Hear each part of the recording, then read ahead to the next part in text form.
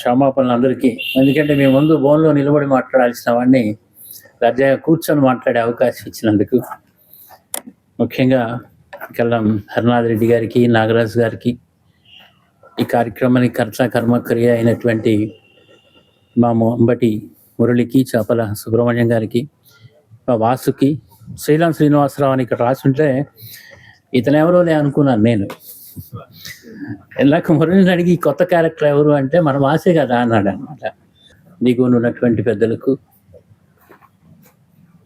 సాహితీవేత్తలకు, సాహితీ మిత్రులకు అందరికీ నమస్కారం. మిత్రులారా, నిజంగా నాకు ఇదో పరీక్ష. ఎందుకంటే నాకు అనిపించింది, తోచింది, అనుకున్నది అట్లా రాసుకొని వెళ్ళటమే తప్ప, నేను చూసింది, చేసింది, విన్నది అట్లా రాసుకుంటూ వెళ్ళటం తప్ప దాని తత్వ విచారణ చేసేటటువంటి లక్షణం నాకు లేదు. నేను ఎవరి కవిత్వాన్ని విశ్లేషించలేదు, విమర్శ చేయలేదు. ఎప్పుడు ఓ పెద్ద వ్యాసం కూడా కవిత్వం మీద రాయలేదు. ఎంతసేపటి కవిత్వం రాసుకుంటూ వెళ్ళటమే. దానికి మురళి శిక్ష వేశాడు. ఇంకొకటి ఏమిటంటే, నేను ఇక్కడికి వచ్చి ఏం చెప్పినా అమ్మ పుట్టిల్లు మేనమామ గారికి ఎక్స్ప్లెయిన్ చేస్తే ఎట్లా ఉంటుందో, నా కవిత్వాన్ని గురించి పూర్తిగా చదువుకొని దాని మీద ఒక 2 వ్యాసాలు రాసి నన్ను ప్రేమించినటువంటి నా తమ్ముడు మురళి ఎదురుగా కూర్చోబెట్టుకొని మళ్ళీ నా కవిత్వం గురించి నేను మాట్లాడటం అంటే కొంత ఇబ్బందిగానే ఉంటుంది. ఈ కవిత్వ తత్వం అంటే అది, స్వం అంటే దానికి లోతైన అర్థం, దాని యొక్క లోతైన అర్థం, దాని యొక్క మూలార్థం, దాని యొక్క సత్యమైన అర్థం, దాని యొక్క నిజం, నా కవిత్వం యొక్క అసలేంటి, దాని సంగతి ఏంటి అనేది. ఎవడి కవిత్వం సంగతి అయినా, ఈ ప్రపంచంలో ఎవడి కవిత్వం సంగతి అయినా ఏం రాస్తాడు కవులు? తన అనుభవాన్ని రాస్తాడు, తన జీవితాన్ని రాస్తాడు, తన చుట్టూతో ఉన్న జీవితాన్ని రాస్తాడు, తన భావజాలాన్ని రాస్తాడు, తన ఆలోచన విధానాన్ని రాస్తాడు. స్పష్టంగా చెప్పాలంటే తను జీవించిన కాలం యొక్క చరిత్రను రాస్తాడు.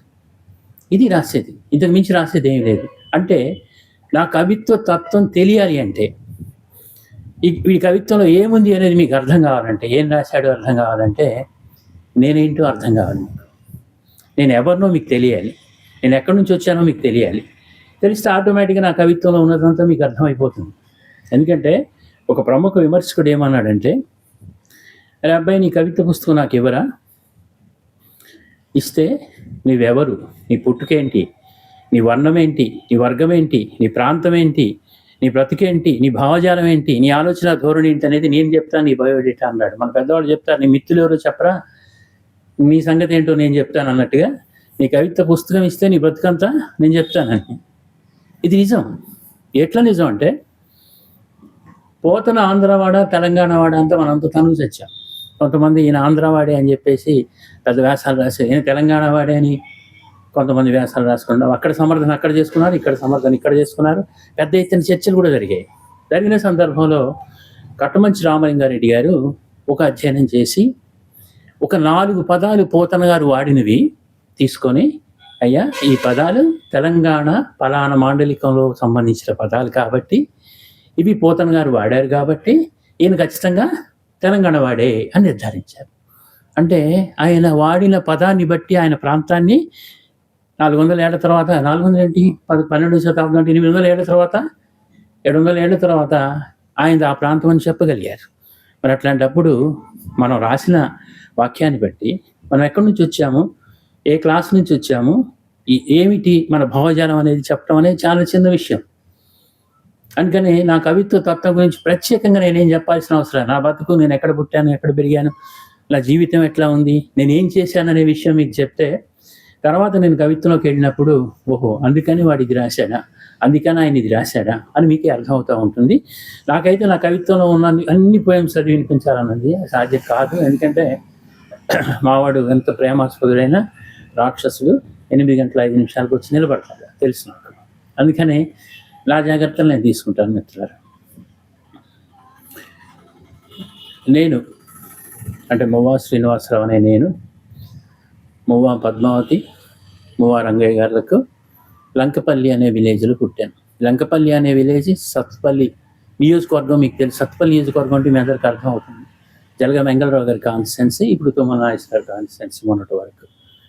ఆ కాన్స్టిట్యున్సీలో ఒక మండలంలో, పెనుబలి మండలంలో వాళ్ళకి నేను పుట్టాను. మా ఊరు లంకపల్లి. మా ఊరు ప్రత్యేకత ఏమిటంటే, మా ఊళ్ళో ఒక అడవిలోంచి ఒక జలం వస్తూ ఉంటుంది.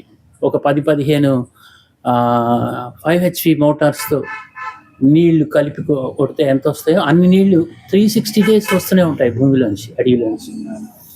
అట్లా రావటం మూలంగా మా ఊళ్ళో ఒక 150-200 సంవత్సరాల క్రితమే మా ఊళ్ళో వరి ఉండేది. వరి ఉండటం మూలంగా మా వాళ్ళంతా రైస్ తినేవాళ్ళు అప్పటికే. 150 ఏళ్ల క్రితమే రైస్ తినేవాళ్ళు. మా చుట్టుపక్కల ఊళ్ళన్నీ జొన్నలు, రాగులు, కొర్రలు తింటున్న సందర్భంలో మా వాళ్ళు వరి తినేవాళ్ళు. ఇట్లా వరి తినటం మూలంగా చుట్టుపక్కల ఊళ్ళో వాడు ఏమనుకున్నాడంటే, ఆడపిల్లని ఇస్తే లంకపల్లికి ఇస్తే బాగుంటుంది, సుఖపడుద్ది, వరనంది అనుకునేదనమాట. అంత ప్రత్యేకమైనటువంటి విలేజ్ మాది. ఇంకా నాకు గురించి ప్రత్యేకత ఏంటంటే, మా నాన్నగారు అదే ఊరు, అమ్మగారిది అదే ఊరు. నాన్నగారు ఓ పెద్ద అంటే మధ్యతరగతి కుటుంబమే, కాస్త ఊళ్ళో పెత్తనం చేసే 4 అన్నదమ్ములకు సంబంధించిన అబ్బాయి ఈయన. మా అమ్మగారు పటేళ్ళు, మాలీ పటేలు, పోలీస్ పటేల్ అని ఉంటాయి కదా, ఆ పటేళ్ళు 4 అన్నదమ్ములు, వాళ్ళకి సంబంధించిన పెద్దమ్మాయి బొమ్మ. అంటే ఒక బజార్లో 4 తాతలు, ఇంకో బజార్లో 4 తాతలు, వాళ్ళ తాలూకు మేనమామలు, బామ్మర్దులు, అల్లుళ్ళు, ఊరంతా చుట్టాలే. ఎటు చూసినా చుట్టాలే. చక్కగా ఊరన్నం తిన్నాను, పెత్తనం చేసే కుటుంబంలో పుట్టాను, అగ్రవర్ణంలోనే పుట్టాను. మరి ఏమొచ్చింది, ఎట్లా రాయి కనుక ఈ కవిత్వం అంతా ఎక్కడి నుంచి వచ్చింది నీకు? మీకు వెంటనే ఒక రావచ్చు కదా. కానీ మిడిల్ క్లాస్ నాది. ఒక మిడిల్ క్లాస్ కుటుంబంలో పుట్టాను, మధ్యతరగతి రైతుని. మిడిల్ క్లాస్ కుటుంబంలో పుట్టినప్పుడు ఖమ్మం జిల్లా అనే కాదు, తెలంగాణ అనగానే మీకు సాయుధ రైతాంగ పోరాటం గుర్తుకు రావాలి. ఈ సాయుధ రైతాంగ పోరాటంలో పనిచేసినటువంటి నున్నా ముత్తయ్య గారు అని చెప్పేసి ఒక ఆయన మా బంధువు ఉండేవాడు. మా ఊళ్ళో ఈ పటేళ్ళు వాళ్ళంతా పంచాయతీ చేస్తూ ఉన్నప్పుడు, ఏదైనా విషయం మీద పంచాయతీ చేస్తూ ఉన్నప్పుడు, నాకెందుకో వాడు చేస్తున్న విధానం నచ్చేది కాదు. మీరు చేసిన తప్పు, మీరు అంటుంది తప్పు, మీరు మాట్లాడుతుంది తప్పు అని చెప్పి చిన్న కుర్రవాడిని, 5 ఏళ్ళు 6 ఏళ్ళప్పుడే నేను ఎదురు తిరిగి మాట్లాడుతూ ఉన్న సందర్భంలో, వీడెవడ్రా నున్నా ముత్తయ్య మన ఇంట్లో పుట్టాడు అంటూ మొదలుపెట్టారు వాళ్ళు. నున్నా ముత్తయ్య మన ఇంట్లో పుట్టాడు అనగానే నున్నా ముత్తయ్య ఎవరు అనేది ఆలోచన నాకు మొదలైంది. ఏది 5 ఏళ్ల వయసులోని. అది 7, 8, 9, 10, 12 వచ్చేవరకే అదొక వాళ్ళ గురించి, ఆయన గురించి పోలీసులు రైడ్ చేసినప్పుడు ఆయన పారిపోయి రావటం, ఇక్కడ అటుకులో దాక్కోవటం, అటుకులోనే అటుకంటే తెలుసు కదా మీకు, అటుక మీదనే సంవత్సరాలు, నెలలు దాక్కొని ఉండటం, ఆయన చేసిన త్యాగాలు, పోరాటాలు, ఇవన్నీ కర్ణాకర్ణిగా ఇళ్లలో చుట్టం కాబట్టి మాట్లాడుకుంటూనే ఉన్న సందర్భంలో ఆయనకు ఫ్యాన్ అయిపోయి వాళ్ళ పిల్లలు మా దగ్గరికి వచ్చి నా క్లాస్మేట్స్ సార్. వాళ్ళ పిల్లలు అంటే ఆయన కొడుకు, ఇంకా మిగతా వాళ్ళందరూ కలిసి బంధువులే కాబట్టి, వాళ్ళు హై స్కూల్ లేదు కాబట్టి మా ఊరు రావటం, మా ఊళ్ళో అందరం కలిసి క్లాస్మేట్స్గా ఉంటాం. వాళ్ళు వచ్చేటప్పుడు అప్పుడు ప్రజాశక్తి పక్షపత్రికగా ఉండేది, దాన్ని పట్టు రావటం, సుందరయ్య గారి గురించి వింటాం, నాజర్ బుర్రకథ దళం గురించి వింటాం, వాళ్ళతో పాటు బుర్రకథ దళానికి వెళ్ళటం, సుందరయ్య గారు ఉపన్యాసాలకు వెళ్ళటం, పేపర్ చదవటం. మనిషిని ఒక మధ్యతరగతి రైతు కుటుంబంలోంచి పుట్టినటువంటి మువా శ్రీనివాసరావులో ఒక భావావేశం, ఒక మార్క్సిస్ట్ దృక్పథం, ఆ రకమైనటువంటి నేను మెంటల్గా నేను కమ్యూనిస్టుని. వాళ్ళేమో అంటున్న క్రమంలోంచి వాళ్ళు సరదాగా వెలివేసిన దశలోంచి నాకు నేనుగా కమ్యూనిస్ట్గా మలుచుకొని కమ్యూనిస్ట్గా ఉన్నాను, కమ్యూనిస్ట్గానే బ్రతికాను. 15 ఏళ్ల వయసులోనే మా ఊళ్ళో ఒక మర్రి చెట్టు ఉంటే, ఆ మర్రి చెట్టు మీద ఎర్ర జెండా ఎగరేసాం ఎమర్జెన్సీలో 1975. నేను ఒక 7-8 మంది కుర్రాళ్ళం కలిసి. ఈ ఎగరేసిన సందర్భంలో భయపడి, పగలెగరేయలేం మా వాళ్ళు కాదు, కానీ జెండా ఎగరేయాలని తాపత్రయం. వెంగళరావు ఊరుకు కూతబెట్టి దూరంలో ఉండే ఊరు మాది, 4-5 కిలోమీటర్లు. జెండా ఎగరేస్తే తెల్లారి పొద్దున్నే పోలీసులు వచ్చారు, పిల్లల్ని పట్టుకెళ్ళారు, కానీ నన్ను పట్టుకెళ్ళారు. ఇక్కడే నేను మారిపోయా. నన్ను ఎందుకు పట్టుకెళ్ళలేదు? నేను పటేల్ మనోడిని, అగ్రవర్ణాలకు సంబంధించిన. అందుకని నా పేరు మినహాయించి నా మిత్రుల పేర్లన్నీ పెట్టి తీసుకెళ్ళి కొడితే 2 పిచ్చివాళ్ళు అయిపోయారు. మిగతా వాళ్ళు విట్టివాళ్ళుగా మారిపోయి జీవితాంతం భయపడి ఇందిరాగాంధీ ఈ జెండా ఇంటి మీద కట్టుకొని బతికేశారు. అంత టార్చర్ పెట్టారు. అప్పుడు నేను తప్పించబడ్డాను. ఈ తప్పించబడటం కూడా నాకు ఇష్టం లేదు. ఇష్టం లేకపోయినా మా నాన్నలు బలవంతంగా ఖమ్మం ఎటో పంపించేశారు నన్ను సత్తుపల్లి. అది అట్లా అయిపోయింది. అట్లా పెరుగుతూ ఉన్నప్పుడు 15 ఏళ్ళు అప్పుడే ఆ సంవత్సరమే మహాకవి శ్రీశ్రీ మా పక్క ఊరికి వచ్చాడు, కల్లూరుకి వచ్చాడు. మహాకవి శ్రీశ్రీ అంటే ఆయన కవిత్వం చదవటం. మా ఊళ్ళో మా హెడ్ మాస్టర్ గారికి ఇంత లైబ్రరీ ఉండేది, మన రత్నాకర్ అంత లైబ్రరీ ఉండేది. ఆయన ఎవ్వరు పోయినా బుక్స్ ఇచ్చేవాడు, చదువుకోమనేవాడు. అంటే మామూలు టెక్స్ట్ బుక్స్ వాటి సంగతి అట్లా ఉన్నా కానీ ఏ నవల కావాలంటే ఆ నవల, చలం నవల కావాలంటే ఏ నవల కావాలంటే ఆ నవల ఇచ్చేవాడు. చదివి తిరిగి ఇస్తున్నప్పుడు ఏం చదివారా నువ్వు, ఏం నేర్చుకున్నావురా నువ్వు అనేటటువంటి ఒక మంచి మనస్తత్వం ఉన్నటువంటి గొప్ప మనిషి. దొరికిన పుస్తకాలు అర్థం కాని ఉన్న వయసులోనే అనేకమైన పుస్తకాలు చదువుకోవడం కూడా నాకు ఉపయోగపడింది. ఇట్లా చదువుకుంటున్నప్పుడు శ్రీశ్రీ పక్క ఊరికి వచ్చారనే సంగతి తెలిసినప్పుడు నేను పరిగెత్తి ఆయన ఉపన్యాసం వింటానికి పోయినప్పుడు ఒక బక్క పల్చని ఒక మనిషి ఎమర్జెన్సీ కాలం గుర్తుపెట్టుకోండి. వెంగళరావు గారు ముఖ్యమంత్రిగా ఉన్నాడు. ఆ వెంగళరావు గారు ఊరికి దగ్గరలో 5-6 కిలోమీటర్లో ఉన్న ఒక కాలేజీలో మైక్ పట్టుకొని, ఆర్టిస్టువు కావాలన్నా మిత్రమా, ఆర్టిస్టువు కావాలన్నా, సైంటిస్టువు కావాలన్నా ముందు నీవు కమ్యూనిస్టువు కావాలి. పిల్లలంతా చప్పట్లు. అదే సమయానికి నేను కూడా వెళ్ళాను. దానికి ఎక్స్ప్లెనేషన్ ఎందుకు, ఆర్టిస్ట్ అయినా, డాక్టర్ అయినా, ఇంజనీర్ అయినా, లాయర్ అయినా వాళ్ళు మంచితత్వం లేకపోతే, మనస్తత్వం మంచిది కాకపోతే, సమాజ హితాన్ని కోరకపోతే, సమాజానికి మేలు చేయాలనేటువంటి ఆలోచన లేకపోతే, అర్నింగ్ మాత్రమే ప్రధానంగా ఉన్నవాడు డాక్టర్ అయితే, వాడు చదువుకుంటే అట్లాంటి వాళ్ళు మనకు అవసరం లేదు. కమ్యూనిస్ట్ నేచర్, మానవతా దృక్పథం ఉన్న మనుషుల్ని తయారు చేసేటటువంటి ఇన్స్టిట్యూషన్సే మనకు అవసరం. ఎంతమంది ఇంజనీర్లని, డాక్టర్ని ప్రొడ్యూస్ చేస్తున్నాం అనేది కాదు ముఖ్యం, ఎంతమంది మంచి మనుషుల్ని ఈ సమాజానికి ఇస్తున్నాం అనేది ముఖ్యం. అందుకనే నేను ఈ మాట అన్నాను. ఈ మాట అని వదిలిపెడితే సరే నేను కూడా పెద్ద ఏమో కమ్యూనిస్ట్ కావాలంటున్నాడు అని అనుకునేవాడిని. వెంటనే ఎంత ధైర్యం అంటే ఆ మనిషికి, బక్క పల్చని మనిషి ఎమర్జెన్సీలో అప్పటికే 3,000 మంది నక్సలైట్ పిల్లల్ని కాల్చి ఉంచిన సందర్భంలో ఓరోరి వెంగళప్పక బానిసకొక బానిస కాంగిరేసు చాకలింటి గాడిద అన్నాడు. అంటే అతని ధైర్యానికి మేమంతా అసలు అంటే అది ఇందులో నిజం ఉందా, కరెక్ట్ ఉందా అవన్నీ మేమే ఆలోచించట్లే. ఎమర్జెన్సీలో పోలీస్ అంటేనే భయం, ఎమర్జెన్సీలో ఇదంట అసలు ఒక మాట మాట్లాడటం అంటేనే భయం, కమ్యూనిస్టు అని తన ఉనికిని తెలుపుకోవటమే భయం ఉన్న సందర్భంలో ఈ మాట మాట్లాడేవరకే మానవం ఎక్కడ లేని ఉత్సాహం, ధైర్యం. అడిగితే కమ్యూనిస్ట్గానే బతకాలి, కమ్యూనిస్ట్గానే చావాలి, చచ్చినా పర్లేదు అన్న ఉద్దేశంతో పోయి వెంటనే ఇంటర్మీడియట్లో పోయి స్టూడెంట్ ఫెడరేషన్లో జాయిన్ అవ్వటం. స్టూడెంట్ ఫెడరేషన్ అంటే ఎస్ఎఫ్ఐ, సిపిఎంకి సంబంధించినటువంటి. ఇక అట్లా ఆ పార్టీలో పడి అట్లా అప్పటి వరకు నేను కవిత్వం రాసేవాడిని. ఆ కవిత్వం ఎట్లా రాసింది, మెట్ల మొదలైంది కూడా చెప్తాను. నా కవితా వాక్యం కూడా మీకు చెప్తాను. గతంలో కూడా చెప్పినట్టున్నా, మళ్ళీ కూడా చెప్తాను, ఎందుకంటే ఇవాళ దానికి సందర్భం కాబట్టి. ఇట్లా నేను కమ్యూనిస్ట్ పార్టీలో పడి ఈ కవిత్వాన్ని వదిలేశాను. కానీ కవిత్వం ఎక్కడ మొదలైందో కావాలి కదా మనకు. 7th క్లాస్ పాస్ అయి 8th క్లాస్లోకి వస్తే అప్పుడు కాంపోజిట్ మ్యాథమెటిక్స్, జనరల్ మ్యాథమెటిక్స్ అని ఉండేది. నేను నా వయసు 65 ఏళ్ళు. ఆ టైంలో నేను 8th క్లాస్లో ఉన్నాను. కాంపోజిట్ ఇప్పుడు లేనట్టుంది, జనరల్ మ్యాథమెటిక్స్ అని. అంటే మేము టీచరు కాంపోజిట్ అయితే టీచర్ లేడు అని, జనరల్ మ్యాథ్స్ అయితే నరసింహరెడ్డి టీచర్ వస్తాడు బాగా కొడతాడని చెప్పేసి జనరల్ మ్యాథ్స్ కాకుండా కాంపోజిట్ మ్యాథమెటిక్స్ అని ముగ్గురు భీష్మించుకొని కూర్చొని ఉన్నాం. ఈ పిల్లలకి టీచర్ లేడని మా ఊళ్ళో పెద్దలందరూ కలిసి ఇప్పట్లాగా ప్రైవేట్ స్కూల్స్ లేవు, అప్పుడు అన్ని గవర్నమెంట్ స్కూల్సే ఉన్నాయి. గవర్నమెంట్ స్కూల్స్లో పిల్లలకి నష్టం జరుగుతూ ఉందంటే ఆ ఊళ్ళో పెత్తందారులంతా కల్పించుకొని టీచర్ని తీసుకొచ్చే ప్రయత్నం చేసేవాళ్ళు.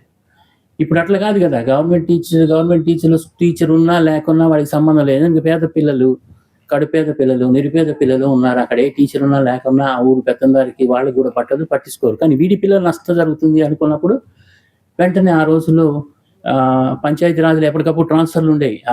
పోయి ఈ పేక ముక్క మీద, సిగరెట్ ముక్క మీద రాసిన ట్రాన్స్ఫర్లో ఉద్యోగాలు వచ్చిన సందర్భం అప్పట్లో. ఓ మంచి మాస్టర్ని పట్టుకొచ్చారు. ఆయన పేరు మా గురువు గారు, మహానుభావుడు టీవీ పూర్ణచంద్ర గారు. ఆయన తీసుకురాగానే మొట్టమొదటి క్లాస్లోనే ఆయన, నాన్న నేను ఒక గోడ పత్రిక నిర్వహిస్తాను, దాంట్లో మీరు కవిత్వం రాయాలి, మీరు కవిత్వం రాస్తే దాంట్లో నేను రాస్తాను, రాసి మన గోడ మీద, స్కూల్ గోడ మీద పెడతాం, మీరంతా కవిత్వం రాయాలి. కవిత్వం అంటే ఏంటి మాస్టారు? తెలియదు కదా మన కవిత్వం అంటే ఏంటి. 7వ తరగతి పాస్ అయ్యి 8 అంటే 13 ఏళ్ళ కుర్రవాళ్ళం బిగినింగ్. నీకు ఇక్కడేమనిపిస్తే అది రాసే. రజనీకాంత్ ఇవ్వాలంటాం కదా, ఆ రోజు ఆయనే అన్నాడు, ఇక్కడేమనిపిస్తే అది రాసేరా, నీకు హృదయంలో ఏదనిపిస్తే అది రా. ఎందుకంటే మనం మాట్లాడుతున్న చాలా మాటలు నాలుగు కాడికి వచ్చేవరకు మార్చేస్తాం, లోపల ఏదో అనుకుంటాం. ఇక్కడికి వచ్చే ఈ అనుభవం మీకు ఉంది కదా, నాకు కూడా చాలాసార్లు మీరు అబద్ధం చెప్పుకుంటారు కదా క్లాస్లో. అట్లా కాకుండా నీ లోపల ఏమనిపిస్తే, నీ హృదయం ఏం సంభాషణ చేస్తే, నీకు ఎట్లా అని భావన కలిగితే దాన్ని రాయండి, అదే కవిత్వం, అంతమించి వేరే ఏం లేదు. ఓ పరిశుద్ధమైన హృదయాన్ని ఆవిష్కరించండి, దాన్ని తెలియజేయండి బయటికి అని చెప్పాడు. చెప్పగానే సరే మాస్టర్ అనుకున్నాం. వెంటనే తెల్లారి పొద్దున ఒక పేపర్ మీద రాసుకొని పోయి చూపెట్టాను. ఏం రాశాను? ఇదే ఆసక్తి. గమ్యం అని మనవాడు చెప్పాడు కదా చివరికి, నిర్మాణం, గమనం, గమ్యం అని చెప్పాడు కదా. ఈ గమ్యమే ఇప్పటికీ అదే గమ్యంలో ఉన్నా. ఏం రాశాను? నీవెందుకు, నేనెందుకు, పగలెందుకు, రేయి ఎందుకు, నింగెందుకు, నేలెందుకు, పుట్టడం ఎందుకు, ఇట్టడం ఎందుకు, ఎందుకు ఎందుకు ఎందుకు. What is this nonsense? ఎందుకు అసలు, ఎందుకు పుడుతున్నాం, ఈ మనుషులు ఎందుకు వస్తున్నాం, నదులేంటి, పర్వతాలేంటి, ఈ ప్రవాహం ఏంటి, రాత్రి ఏంటి, పగలేంటి, సమయం ఏంటి, ఇది లేకపోతే ఏమవుతుంది? ఏం మునిగిపోదు కదా. ఇట్లా రాసిస్తే ఆయన, ఏనా నువ్వు 90 ఏళ్ళ ముసలాళ్ళలాగా అప్పుడే రాసావంటే. 90 ఏళ్ళ ముసలాళ్ళు కాదు సార్, ఇది నాకే కాదు పోతనికి కూడా వచ్చిన అనుమానం ఇది. ఎందుకంటే పోతన పద్యం ఒకటి ఉంటుంది, మా 7th క్లాస్లో ఉంటుంది. కలడు కలండను వాడు కలడో లేడో, ఆ దేవుడు ఉన్నాడో లేడో అని ఒక పద్యం రాస్తాడు ఆయన. ఆ 7th క్లాస్లో ఉంది. పోతనికి అనుమానం వచ్చింది, సార్ మాకు రావటానికి ఏముంది, అది ఉందా లేదా, అసలు ఎందుకు, లేకపోతే ఏమిటి అనేది అనుమానం. అంటే బాగుందిరా, నీ ధైర్యం బాగుంది. పెట్టాడు. తర్వాత రోజు పోయం రాసేవాడు, రోజు పెట్టిపోయాడు ఆయన. 15-20 రోజులు ఒకటి పెట్టేవాడు. అట్లా కవిత్వం పట్ల ఆసక్తి కలిగింది. కవిత్వం పట్ల ఆసక్తి గమనించినటువంటి మా తెలుగు మాస్టర్ వీడు పనికి వస్తాడని చెప్పేసి నన్ను తీసుకెళ్ళి, నాకు అప్పుడు సమస్య పూర్ణం రేడియోలో వచ్చేది, ఇచ్చి దాని సమస్య ఇచ్చి సమస్య పూరించేవాళ్ళు. నాతో ఆయన ట్రైనింగ్ ఇచ్చి సమస్య పూర్ణానికి పద్యాలు రాయించేసి అవి రేడియోలోకి పంపించడం. ఆ రేడియో పంపించకంటే ఆ రేడియో పంచాయతీ రేడియోలో ఒకటే ఉండేది మాకు. పంచాయతీ రేడియోలో ఏమొస్తుంది, 15 ఏళ్ల పొలగాడి గురించి. ఈ సమస్యను పూరించింది మువ్వా శ్రీనివాసరావు గారు లంకపల్లి అని రాగానే ఒక సెలబ్రిటీ హోదా ఊళ్ళో. అప్పటికే ఒక పద్యం రాయటం, దాంతో పద్యాలు పిచ్చిపెట్టి పద్యాలు రావటం. తర్వాత శ్రీశ్రీని పరిచయమై శ్రీశ్రీ కవిత్వానికి వచ్చిన తర్వాత కవిత్వం అంటే ఇది కదా అని చెప్పేసి కవిత్వంలోకి రావటం. అక్కడ నుంచి శ్రీశ్రీనే చూసిన తర్వాత కమ్యూనిస్ట్ పార్టీలో అయిపోవటం, కవిత్వాన్ని మర్చిపోవటం. ఎప్పుడన్నా స్కూల్ కాలేజ్ మ్యాగజైన్స్లో రాయటం తప్ప, అప్పుడు కవిత్వం చదువుకోవటం తప్ప మళ్ళీ కవిత్వం సీరియస్గా నేను ఎప్పుడు రాయలేదు. అట్లా సరిగిపోయింది. ఇప్పటికే 1/2 అవర్ అయిపోయింది అబ్బాయి. ఎందుకంటే నేను అసలు కవిత్వంలోకి వెళ్తా. వెళ్ళిన తర్వాత నేను తర్వాత జీవితంలో స్థిరపడాలి కాబట్టి నేను కూడా వచ్చేసాను. 1-2 ఎంఎస్సి టెక్ అప్లైడ్ ఎలక్ట్రానిక్స్ మంచి మెరిటోరియస్గా పాస్ అయ్యాను. ఎంఎస్సి టెక్ ఉస్మానియా యూనివర్సిటీలో ఫస్ట్ ర్యాంక్ సంపాదించుకున్నాను. ఎంఎస్సి టెక్ పాస్ అయిన తర్వాత నేను వచ్చేసి ప్రైవేట్ జూనియర్ కళాశాల ఖమ్మంలో పెట్టుకున్నాను. ప్రైవేట్ జూనియర్ కళాశాల ఖమ్మంలో అంటే ఎప్పుడంటే నారాయణ చైతన్య కంటే ముందు మీరు ఊహించండి, ఎంటైర్ తెలంగాణలో హైదరాబాద్ మినహాయిస్తే ఖమ్మంలోనే ఉండేది రెసిడెన్షియల్ జూనియర్ కళాశాల. ఈ చైతన్య ఎప్పుడు నెక్స్ట్ ఇయర్ వచ్చింది, నేను పెట్టిన నెక్స్ట్ ఇయర్ వచ్చింది చైతన్య నారాయణ. ఆ సందర్భంలో అది పెట్టి నువ్వు ఇక్కడ ఇట్లా ఉన్నావేంటి అని అనిపించుకోవడం కోసం చెప్తున్నా. పెట్టి ఏం చేసాం, దాని పేరు క్రాంతి. చూడండి పెట్టి, అన్నా వీడికి పైసలు లేవన్నా, వీడు ఓల్డ్ టైమర్ కొడుకన్నా, ఈ పిల్లవాడి తండ్రి ఏదో అయిందన్నా అంటే తీసుకొచ్చి పెడితే ఏముంటుంది? అది 30 లక్షల రూపాయల అప్పులు పాలైపోయాను నేను 89 వచ్చేవరకు. 30 lakhs అప్పు. అంటే దాన్ని మొత్తం అమ్మేసి నా ఇంటికాడ ఆస్తి కూడా అమ్మేస్తే ఇంకా అప్పు మిగులుతుంది నాకు. నన్ను కూడా ఎవడన్నా కొనోడు ఉన్నా కానీ ఇంకా అప్పు మిగిలే దశకు తీసుకొచ్చేసాను. తర్వాత ఎవరో పుణ్యం కట్టుకున్నాడు, సరే ఇంకేదో కాలేజ్ వచ్చింది, 4 రూపాయలు సంపాదించుకున్నా, ఇప్పుడు ఇబ్బంది లేదు. కానీ ఆ రోజుల్లో ఎలా ఉండాలి? నిజంగా వ్యాపారం చేస్తే ఎట్లా ఉండాలి? నారాయణ, చైతన్య అంటే డాక్టర్ గారి లాగా ఉండాలి కదా. అట్లా లేవు. అంటే మన మనస్తత్వం అట్లా దెబ్బతీసింది మొత్తానికి. తర్వాత ఏదో కాలేజీలు పెట్టుకున్నాం. కాలేజీలు పెట్టుకున్న తర్వాత మా కాలేజ్ ఖమ్మం జిల్లాలో ఉన్న అన్ని కాలేజీలు అంటే కేజీ టు పీజీ అన్నీ కలిపి ఒక అసోసియేషన్కి ఫామ్ అయ్యి దాన్ని నన్ను చైర్మన్గా చేసిన సందర్భంలో విపరీతమైనటువంటి సూసైడ్ జరుగుతున్న సందర్భం ఉంది. పిల్లలు ఎవడు పడితే వాడు గొడవలతో నరగటం, యాసిడ్ బాటిల్స్ వేయటం, లవ్ రావటం, అంటే పిల్లల్లో ఒక రకమైన నైతిక ప్రవర్తన తగ్గిపోయి ఇటువంటి సందర్భంలో ఈ మొత్తం స్టూడెంట్స్ వింగ్కి, మొత్తం ప్రైవేట్ విద్యారంగం మొత్తంకి ఒక చైర్మన్గా ఉన్నాను కదా నేను. అంటే దాదాపు స్కూల్ ఎడ్యుకేషన్లో 50% పిల్లలు మా దగ్గరే ఉన్నారు, హైయర్ ఎడ్యుకేషన్లో 80% పిల్లలు మా దగ్గరే ఉన్నారు. వీళ్ళకి ఏం చేయాలి? వీళ్ళకి ఎట్లా ఈ రకమైన ధోరణి నుంచి వీళ్ళని తప్పించాలి అని ఆలోచన చేసినప్పుడు నాకు అనిపించింది, నా జీవితం నేను ఇట్లనే ఉన్నాను కదా, ప్రైవేట్ కాలేజీలు పెట్టినా సంపాదించుకోలేదు, ఏం చేయలేదు, నేను ఇంట్లో అట్లనే ఉన్నాను కదా, నేను ఇంకా అదే స్థిరచిత్తంతో ఉన్నాను కదా, నాకు వాళ్ళకు డిఫరెన్స్ ఏంటని ఆలోచించుకున్నప్పుడు నాకు అనిపించింది, అయ్యా ఆ రోజుల్లో మా చేతుల్లో మహాప్రస్థానాలు, ఖడ్గ సృష్టిలు, మరో ప్రస్థానాలు ఉండేవి. ఈ పిల్లల చేతుల్లో కూడా యాసిడ్ బాటిళ్ళు, కొడవళ్ళు తీసేసి ఆ ప్లేస్లో మహాప్రస్థానాన్ని, ఖడ్గ సృష్టిని, మరో ప్రస్థానాలని మనం పెట్టడం ద్వారా, అంటే వీళ్ళకి శ్రీశ్రీని పరిచయం చేయటం ద్వారా, ఒక భావజాలాన్ని వీళ్ళలో ఎక్కించడం ద్వారా, సమాజం పట్ల ఒక చైతన్యవంతమైన ఆలోచనని వీళ్ళకి ప్రోధి చేసి ఎక్కించడం ద్వారా, చైతన్యపరచడం ద్వారా ఎంతో కొంత మనం పురోగతి సాధించవచ్చు అని చెప్పేసి ఒక ఆలోచన చేసి, దీనికి ఏం చేయాలి? ఒక వంక కావాలి కదా, వంక కావాలని ఆలోచిస్తూ ఉన్నప్పుడు కరెక్ట్గా శ్రీశ్రీ శత జయంతి వచ్చింది. అది 2009-10 మహాకవి శ్రీశ్రీ జయంతి, శత జయంతి సందర్భంగా ఏం చేశామంటే ఒక 30 సభలు జరిపానండి నేను. 30 సభలు జరిపానంటే సభ అంటే ఇట్లా 60 మంది 50 మందితో కాదు, 16 ఏళ్ల వయసు నుంచి 21 ఏళ్ల వయసున్న విద్యార్థులు 3000 మంది ఒక సభలో ఉండేటట్టు చూసుకొని, 4 వక్తలు, 4 శ్రీశ్రీ కవిత్వం గురించి అంటే ఊగిపోతారు కదా చదివితే. శ్రీశ్రీ చదివితే బాగుండదు కానీ శ్రీశ్రీ కవిత్వాన్ని ఎవరు చదివినా బాగుంటుంది. నా కవిత్వం మురళి చదివినట్టుగా ఎవడైనా ఆ ఉపన్యాసాలు ఇప్పిస్తే పిల్లలు ఊగిపోయి, ఆ మిలిటరీలో ట్రైనింగ్ ఉపన్యాసాలలాగా వాళ్ళు, అట్లా మేము 29 సభలు నిర్వహించాం ఒక సంవత్సరంలోనే. 29 సభలు, 3000 మంది పిల్లలే, యూత్. అంటే మీరు ఆలోచించండి ఎంతమంది అటెండ్ అయ్యారు. అట్లా చదివినప్పుడు ప్రతి సభకు 4 మొత్తం ఉమ్మడి ఆంధ్రప్రదేశ్ కదా, అప్పుడు కవులుగా లబ్ధ ప్రతిష్ఠులైన కవి అనుకున్న వాళ్ళందరినీ పట్టుకొచ్చినప్పుడల్లా ఒక పుస్తకం ఇచ్చేవాడు నాకు. కవిత్వం మరి పంచుకోవటమే కదా, మనం పంచుకోవటమే కదా. ఆ పుస్తకం ఇచ్చినప్పుడు తిరగేసేవాడిని. అరే నేను మానేసినప్పుడే ఉన్నట్టే ఉంది కదా ఈ కవిత్వం, కొత్తగా ఏమి లేదు కదా. అంటే 30 ఏళ్ళు వెనక పోయి చూడాలి కదా. 30 ఏళ్ళు అంటే 1975, 80sలో దాదాపు 82లో సీరియస్గా మానేసా. 82 దాకా ఏదో ఒకటి రాసుకుంటూనే ఉన్నాను. 82లో అంటే 82 నుంచి 2009 దాదాపు 30 ఏళ్ళు కదా. 30 ఏళ్ళ తర్వాత కూడా తెలుగు కవిత్వం ఇంతే ఉంది కదా. సరే ఇదేదో మనం రాస్తే బాగుంటుందేమో అని అనిపించింది ఆ పుస్తకాలను చదివిన తర్వాత. మహాకవి శ్రీశ్రీ విగ్రహాన్ని కూడా మా దగ్గర ఆవిష్కరించుకున్నాం. తెలంగాణ మూమెంట్ జరుగుతున్న సందర్భంలో మిత్రులారా మీ అందరికీ చెప్తున్నాను, తెలంగాణ మూమెంట్ తీవ్రమైనటువంటి పోరాట దశలో ఉంది. 2010 జనవరి 28న మేము ఆవిష్కరించుకున్నాం. ఆ సందర్భంలో నా మీద థ్రెటనింగ్ కూడా వచ్చింది. నన్ను కొడుతున్నారు, విగ్రహం కూలుస్తున్నారు. నేను ఒకటే చెప్పాను, వేరే విగ్రహం కూలిస్తే కూల్చండి, ఆ దమ్ముంటే నాకేం అభ్యంతరం లేదు. 3 లక్షలు ఖరీదు, 3 లక్షల నష్టం జరుగుద్ది నాకు. కానీ ప్రపంచవ్యాప్తంగా మహాకవి ఇక్కడ విగ్రహం వేస్తే ఎవడు పట్టించుకోడేమో కానీ ప్రపంచవ్యాప్తంగా మహాకవి శ్రీశ్రీ గురించి తెలుగు ప్రజలంతా మళ్ళీ ఒకసారి ఆలోచిస్తారు.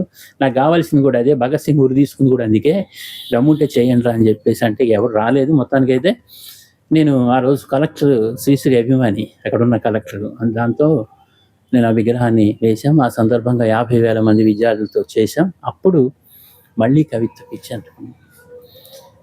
ఎక్కడైతే మహాకవి శ్రీశ్రీ ఉపన్యాసాన్ని విని కవిత్వాన్ని వదిలిపెట్టి వేరే దారిలోకి వెళ్ళాను, మళ్ళీ అదే మహాకవి శ్రీశ్రీ శత జయంతి ఉత్సవాలు నిర్వహించిన సందర్భంలో కాస్త తీరిక కూడా వచ్చింది. నాకు 52 ఏళ్ళ 51 ఏళ్ళ వయసు కూడా వచ్చిన సందర్భంలో 52 ఏళ్ల జీవితానుభవం,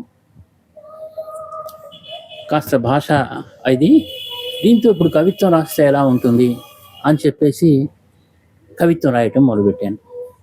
ఇది నా కవిత్వ ప్రస్థానానికి నాంది మొదలైంది ఇక్కడ. ఈ మొదలైన సందర్భంలో ఏం రాయాలి? మొట్టమొదట ఏం రాయాలి అంటే, నాకు సరే నాయనం మీద రాసుకున్న, ఎవరు నేను ఒక మిడిల్ క్లాస్ వాడిని, ఒక వ్యవసాయదారుడి కుటుంబీకుడిని, ఒక పల్లెటూరి వాడిని, ఇదే కదా నా క్వాలిఫికేషన్స్. ఒక మధ్య తరగతి వాడిని. ఇది కాక కమ్యూనిస్టు భావజాలాన్ని కలిగినటువంటి ఆ ఉద్యమాలతో పనిచేసిన అనుభవం ఉన్నటువంటి ఒక వ్యక్తిని. వీటన్నిటినీ సమన్వయం చేసుకుంటూ కవిత్వం రాసుకుంటూ వెళ్ళిపోవాలి. అందుకనే అందులో నా సమాంతర ఛాయలు అనే పుస్తకంలో మొట్టమొదటి పోయమే 1975 పోరాట గాథ. ఆ మిత్రులకి నివాళి. నిజంగా ఇప్పుడు పిచ్చివాడైన వాడు ఇప్పుడు బతికే ఉన్నాడు, నాతో పాటు జెండా కట్టి ఇదైన వాడు. నా కవిత్వం ఎట్లా ఉంటుందనేది మీకు కొంచెం చదివి వినిపిస్తాయి ఇక నుంచి. మీకు ఏమేమి రాశాను సరదాగా కూడా ఉంటుంది మీకు అప్పుడప్పుడు.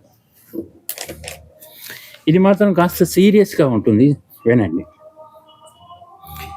మా ఊరి మర్రి చెట్టు మీద అర్ధరాత్రి మందారం పూసిందని, మందారం పూయటం అంటే ఎర్రజెండా ఎగరేసామని, కాకీలు కాలువల్లా ప్రవహించాయి. మీకు తెలుసుగా, మిలిటరీ వ్యాన్లోంచి వాడి దిగ్గానే ఎట్లా లైన్గా తుపాకులు పట్టుకొని వచ్చేస్తూ ఉంటారు. కాకీలు కాలువల్లా ప్రవహించాయి.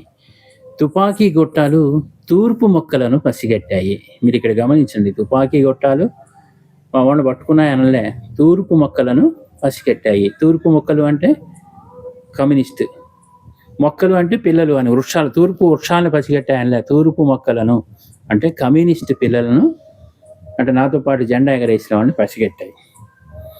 తెల్లవార్లు వాడిని కొట్టారండి, అరుపులు కేకలు వినిపిస్తున్నాయంటే అది కవిత్వే ఉండదు. తెల్లవార్లు లాఠీలు ఎముకలు మాట్లాడుకుంటూనే ఉన్నాయి. తెల్లవార్లు లాఠీలు ఎముకలు మాట్లాడుకుంటూనే ఉన్నాయి. సగం ఊరు నిద్రపోకుండా ఆ పైశాచిక భాషను, ఆ రెండు లాఠీలు మాట్లాడుకునే భాష, పైశాచిక భాషను అనువదిస్తూనే ఉంది. ఏమని? తల్లిపేగును మాత్రం తప్పుడు తర్జమాలతో ఓదారుస్తున్నాయి. కొట్టగానే వాడు తెలుసారే యాకూబ్ గారిని కొట్టారు, వాడు యాకూబ్ గాడు, అరే మహమ్మద్ గారిని రా కొట్టింది, ఇప్పుడు నాగేశ్వరాన్ని కొట్టారా, వాడిలో నాగేశ్వరాన్ని కొట్టారా, వాడే ఏడుస్తున్నారా. ఈ మా కేకలు మాకు తెలుసు, విషయం ఇది. వాటిలో నాగేశ్వరరావు గొంతు మాకు తెలుసు, వాడిని కొట్టారనేది తెలుసు, వినిపిస్తున్న సంగతి తెలుసు. కానీ తల్లికి ఏం చెప్పాం? కాదే మన నాగేశ్వరరావు కాదు, అన్నపరెడ్డిపల్లి నుంచి వేరే ముఠాన్ని పట్టుకొచ్చారంట, వాళ్ళు కొడుతున్నారు, మనోళ్ళు కొట్టట్లేదు ఉడితే. ఈ తప్పుడు తర్జమా మళ్ళీ ఈ పైశాచిక భాషని ఇట్లా చేస్తూ ఉన్నప్పుడు సూర్యుడు 10వసారి పరామర్శిస్తున్నప్పుడు, ఈ మాట ఎందుకు రాశాను ఇక్కడ? సూర్యుడు 10వసారి పరామర్శిస్తున్నప్పుడు అంటే ఈ అరెస్ట్ అయిన కుటుంబాలని ఎవ్వడు పట్టించుకోలే, సూర్యుడు తప్ప. సూర్యుడు పొద్దునే ఉదయిస్తాడు, వెళ్ళిపోతాడు కదా. అట్లా 10 రోజుల పాటు అనే ఒక అర్థము. 2, సూర్యుడు తప్ప ఇంకెవడు ఆ కుటుంబాలని పరామర్శకు రాలేదు, పట్టించుకోలేదు. కమ్యూనిస్ట్ కుటుంబాలు కదా, ఎవడు పరామర్శిస్తే వాడిని కూడా లోపలేస్తారు. సూర్యుడు 10వసారి పరామర్శిస్తున్నప్పుడు ఊరంతా కలిసి ధర్మంగా వేసిన చర్మం మూటలను ఏం చేశారంటే 10వ రోజు ఒక వ్యాన్లో తీసుకొచ్చి అన్ని అట్లా పడేశారు ఆ 10 మందిని. ఏముంది, ఎముకలన్నీ ఇరిగిపోయి ఉన్నాయి కదా, ఎముకలు ఇరిగిపోతే చర్మం మూటే కదా. ఈ చర్మం మూటలన్నీ ధర్మంగా వేసినట్టు చంపకుండా, ఎన్కౌంటర్ చేయకుండా అక్కడ పడేసిపోయారు. ఊరంతా కలిసి వేడి కన్నీరుతో కాపుడం పెట్టుకుంది. కన్నీరుతో వేడి నీళ్ళతో కాపుడం పెట్టుకోవటం కంటే ఊరంతా కలిసి వేడి కన్నీరుతో కాపడం పెట్టుకొని కాపాడుకుంది. తర్వాత మావాడు ఇంకా ఉన్నది లేదు కానీ దాన్ని అంతటితో ఆపేద్దాం. ఇట్లా ఆ రకమైనటువంటి ఒక పైశాచికమైనటువంటి దుర్మార్గమైనటువంటి దాన్ని మొట్టమొదట కవిత్వం చేసి మా వాళ్ళకు, నా లోకల్లో ఉన్న కవిమిత్రులకు వాటి చూడ్చగానే చాలా గొప్ప ప్రతీకలు వాడావు, చాలా ఉపమానాలు వాడావు, చాలా కళ్ళకు కొట్టినట్టుగా విషయం ఉంది, నువ్వు కవిత్వం రాయొచ్చు, ప్రొసీడ్ అయిపో అని చెప్పేశారు వాళ్ళు. చెప్పగానే ఒక వ్యగ్రతతో నిజంగా అదే పనిగా నా జీవితాన్ని, అనుభవాన్ని తోడించి నా బాల్యానికి, యవ్వనానికి 52 అంటే ఉర్దూడు అన్నట్టే. ఉర్దూడా సరే ఇప్పుడు అంటున్నారు కానీ ఉర్దూడైనా కాకుండా పోనీ అక్కడ 52 ఏళ్ల జీవితాన్ని మొత్తాన్ని వెనక్కి ముందుకు జరుపుకుంటూ ఇక్కడ జీవితాన్ని, ఇప్పుడు జీవితాన్ని, అప్పటి జీవితాన్ని భౌతికవాద దృక్పథంతోనూ చారిత్రకవాద దృక్పథంతోనూ ఆలోచిస్తూ ఒక 93 కవితలు 93 రోజుల్లో రాశాను. మొట్టమొదటి సమాంతర ఛాయలు ఏదో సంవత్సరాలు బట్టి రాసింది కాదు, 93 రోజుల్లో 93 కవితలు రాసి పుస్తకంగా వచ్చింది. అందులో ఏమేమి రాశామని ఆసక్తికరంగా ఉంటాను. 3 క్యారెక్టర్స్. ఒకటి కమ్యూనిస్ట్ వాడిని, కమ్యూనిస్ట్ సంబంధించిన పోయమ్స్ ఉంటాయి. 2 మిడిల్ క్లాస్ వాడిని, 3 రైతు బిడ్డని. ఇవే ఉంటాయి ఇందులో, వేరే ఏముండవు. అదే నాకు అర్థమైంది. నేను అది కవిత్వ తత్వం గురించి చెప్పినప్పుడు వాడి వర్గం ఉంటుంది, వాడి కులం ఉంటుంది, వాడి వర్ణం ఉంటుంది, అన్నీ ఈ చెప్పడానికే కాదు, మన పుస్తకాల్లో కూడా ఉన్నాయి. ఎవడు చదివినా ఈ పుస్తకం పలానోడు అని చెప్పగలుగుతాడు. అయితే కవిత్వ నిర్మాణం గురించి అడిగాడు మనవాడు. కవిత్వ నిర్మాణం, నేను 2వ పోయమే ఇది. కవిత్వ నిర్మాణాన్ని నేను ఎలా చేస్తాను, ఒక కవిత్వాన్ని నేను ఎలా రాస్తాను, దానికి ఒక పోయమే రాసుకున్నాను నేను. ఇది చదివి వినిపిస్తే నా కవిత్వ నిర్మాణం గురించి, ఆ కవిత్వాన్ని నేను ఎట్లా నిర్మిస్తాను అనేది మీకు అర్థం అవుతూ ఉంటుంది. దీని పేరు శతగాత్రం. జ్ఞాపకాల ప్రవాహంలోంచి కొట్టుకొచ్చి ఆలోచనల సుడిగుండంలో చిక్కుకున్న 4 వాక్యాలను ఏరుకున్నాను ఈ పూట. జ్ఞాపకాల ప్రవాహంలోంచి కొట్టుకొచ్చి ఆలోచనల సుడిగుండంలో చిక్కుకున్న 4 వాక్యాలను ఏరుకున్నాను ఈ పూట. ఆలోచన అట్లనే వస్తుంది. గణుపులున్న చోటో, వంకర్ల వద్దో పొయ్యిలోకి వంట చెరుకును విరిచినట్లు. అమ్మ వంట చెరుకు విరిచేటప్పుడు ఎక్కడ విరుస్తారు? ఆ గణుపుల దగ్గర. అంటే సాఫీగా వంకర ఉన్నప్పుడు స్ట్రైట్గా ఉండాలి కదా, అట్లా విరిచినట్టు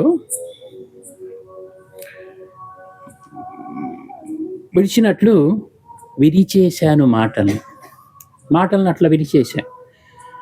ఆనందం పల్చాల్సినప్పుడు, అర్థం చెప్పాల్సిన దగ్గర, ప్రశ్నలు సంధించాల్సిన వేళో, వేదన వినిపించాల్సిన చోటును వాక్యాలను జాగ్రత్తగా తుంచిపెట్టాను. ప్రతీకలతో పదిలంగా చుట్టాను. మనస్సు మాటల్లో పోసి అవసరమైనంత మార్మికత అద్ది. అంటే చెప్పగానే వాడికి అర్థమయ్యేటట్టు కాకుండా కాస్త ఆలోచిస్తే, కాస్త బుర్ర పెడితే అర్థమయ్యేలా కాస్తంత గుడ్డ చుట్టి పెట్టాను. అవి వంతెనల్లా, మెట్ల వరసల్లా, వీణా తంత్రుల్లా, బాణాల సంచుల్లా, ఆయుధాల పొదుల్లా మారి భావాలను పండిస్తున్నాయి. అవే దాటాల్సినవి దాటిస్తున్నాయి, ఎక్కించాల్సినవి ఎక్కిస్తున్నాయి, వినిపించాల్సినవి వినిపిస్తున్నాయి, సంధించాల్సినవి సంధిస్తున్నాయి, వచ్చిన కవిత్వాన్ని వడ్డిస్తున్నాయి. అక్షర కుసుమాలను మాటల మాలలుగా అల్లుకుంటూ, అప్పుడప్పుడు కవితా పంక్తులుగా పేర్చుకుంటూ దాహం తీర్చుకుంటున్నాను. అక్షర కుసుమాలను మాటల మాలలుగా అల్లుకుంటూ, అప్పుడప్పుడు కవితా పంక్తులు పేర్చుకుంటూ దాహం తీర్చుకుంటున్నాను. ఇప్పుడు ఉంది అసలు విషయం. ఏంటి విషయం అంటే, మాటలు చేసుకోవటం, పేర్చుకోవటం వేరు, కానీ భావం భాస్వరమైనప్పుడు అక్షరపి రంగులు లక్షణంగానే మోగుతున్నాయి. ఎప్పుడు కవిత్వం గొప్పగా రావట్లే. ఎప్పుడు వస్తుంది అది? భావం భాస్వరమైనప్పుడు అక్షరపి రంగులు లక్షణంగానే మోగుతున్నాయి. లోపల ఎక్కడో నిత్యం కవిత్వ గంటలు వినిపిస్తూనే ఉన్నాయి. ఈ శతగాత్ర లోకాన్ని గురించి పాడుతూనే ఉన్నాయి. గాయపడ్డ ఈ లోకాన్ని గురించి పాడుతూనే ఉన్నాయి. భావం భాస్వరం అయినప్పుడు మాత్రమే అక్షరపి రంగులు లక్షణంగా మోగుతూ ఉన్నాయి. ఒక మంచి కవిత్వం వస్తూ ఉంది. నేను కవిత్వం రాసుకునే నిర్మాణ పద్ధతి ఎట్లా రాసుకున్నానని చెప్పడం కోసం ఈ పోయం రాశాను. ఇకపోతే మీరంతా పల్లెటూరు వాళ్ళు, నేను కూడా పల్లెటూరు వాడిని కదా. పల్లెటూరు వాళ్ళం ఎట్లా ఉంటాం మనం? రాత్రిపూట 6 బయట నులక మంచాలు తెలుసు కదా మీ అందరికీ తెలిసిన వాళ్ళే. నులక మంచాలు కాళ్ళకట్ట ఉంటుంది కదా, కాళ్ళకట్టను బిగించిన కాళ్ళకట్ట ఉన్న నులక మంచాన్ని బయట వేసుకొని బోర్లు పండుకొని ఎల్లి కిందలో పండుకుంటాం. ఎల్లి కిందలుగా పండుకొని హాయిగా ప్రశాంతంగా కాళ్ళు చాపి దూరంగా వినిపిస్తున్నటువంటి, ఇప్పుడు ఎక్కడ వినిపిస్తుంది చూసారా, అట్లా దూరంగా లీలగా గాలికి వినిపిస్తున్నటువంటి పాటను, జోలపాటలాగా వినిపిస్తున్న పాటను వింటూ ఆ పున్నమి చంద్రుని నక్షత్రాలని చూసి హాయిగా పండుకుంటాం కదా. ఇదే రాసుకున్నా. ఏం రాసుకున్నాను వినండి, మీకు ఇది కవిత్వం ఎట్లా చేశానో వినండి. ఇది కదా మీరంతా పండుకునేది. అమ్మ కోళ్లను గంప కింద కప్పెట్టినట్లు. అప్పుడు దాకా అరుస్తుంటాయి కోళ్ళు, అమ్మ పట్టుకొని ఒకటి వేయగానే అది సైలెంట్ అయిపోతూ ఉంటుంది గంప కింద వేయగానే. మీకు అది ఎంత ఉంది కదా. అమ్మ కోళ్లను గంప కింద కప్పెట్టినట్టు రాత్రి ఒక్కో శబ్దాన్ని పట్టుకొని దాచేస్తూ పోతా ఉంది. రాత్రి పెరిగితే కొద్దిగా సాయిబు గారి ఇంట్లో దుకాణం అయిపోయింది, లైట్లు బంద్ చేశారు. ఆ వడ్లో ఇంట్లో లైట్లు బంద్ చేశారు. ఇంకెక్కడో ఏదో అయింది. మొత్తం ఊరంతా సద్దుమడిపోతూ ఉంటుంది కదా. 5-6 అడా ఉంటుంది. 7-8 వచ్చేవరకే అందరూ పండుకుంటారు. లేటు పండుకున్నవాడు కూడా పండుకుంటారు. రాత్రి ఒక్కో శబ్దాన్ని పట్టుకొని దాచేస్తూ అమ్మ కోళ్ళు కప్పినట్టుగానే రాత్రి పెరుగుతున్న కొద్దిగా శబ్దాలు పోతా ఉన్నాయి. మేఘాలను అరువడుక్కొని తప్పించుకొని వెన్నెల పాదాలతో మా ఇంటికి నడిచి వచ్చి ఎవడైనా కొబ్బరాకుల వాలుతలంపై జారుడు బండలాడుతున్నాడు. ఆకాశంలో చుక్కలు వలపన్ని పట్టుకోవాలని చూస్తున్నప్పుడు, ఎవరిని పట్టుకుంటే చుక్కలు వలపన్ని? చంద్రుణ్ణి. మనం చూస్తూనే ఉంటాం కదా, చంద్రుని చుక్కలు వలలాగా ఉంటుంది కదా, అది వలపన్ని చుక్కలు వలపన్ని చంద్రుణ్ణి పట్టుకోవాలని చూస్తున్నప్పుడు ఆడేం చేశాడు? మేఘాలు పోతా ఉన్నప్పుడు మేఘాల పరువు అరువడుక్కొని వెన్నెల పాదాలతో, వెన్నెల రోజు కదా, నడిచి మా ఇంటికి వచ్చి మా ఇంటి ముందున్న కొబ్బరాకులు ఉంటాయి కదా, కొబ్బరి ఆకుల వాలుతలం మీద జారుడు బండలాడుతున్నాడు అన్న. మీరు గమనించండి, దృశ్యం మీకు గుర్తుకొచ్చిందా? కొబ్బరాకుల మీద ఆ కొబ్బరాకు ఇలా ఊగినప్పుడేమో కనపడదు వెన్నెల, ఇట్లా ఉన్నప్పుడు కనపడుతుంది. అది అప్పుడు మనకు చంద్రుడు దాని మీద జారుడు బండలాడుతున్నట్టుగా అనిపిస్తుంది కదా. ఈ లోపల మనం ఆడ బిగదీసిన మంచం మీద పండుకొని ఉంటాం. మనం పండుకున్నప్పుడు మన వాళ్ళందరికీ అలవాటు ఏంటంటే, రాత్రిపూట అమ్మ మరచెంబులో మంచిళ్ళు తీసుకొచ్చి మన మంచం కింద పెడుతుంది కదా.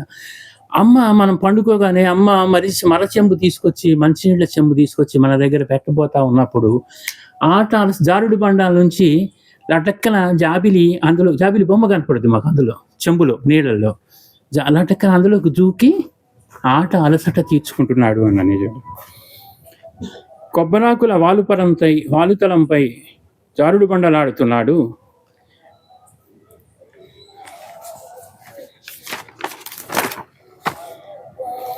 అమ్మ మంచినీళ్ల చెంబు మంచం కింద పెడుతున్నప్పుడు జాబిల్లి జారుడు బండ మీద నుండి, అంటే కొబ్బరాకుల మీద నుంచి అమాంతంగా చెంబులోకి దూరి ఆట అలసట తీర్చుకుంటుంది. ఈ దృశ్యం మనందరికీ గుర్తున్న దృశ్యమే.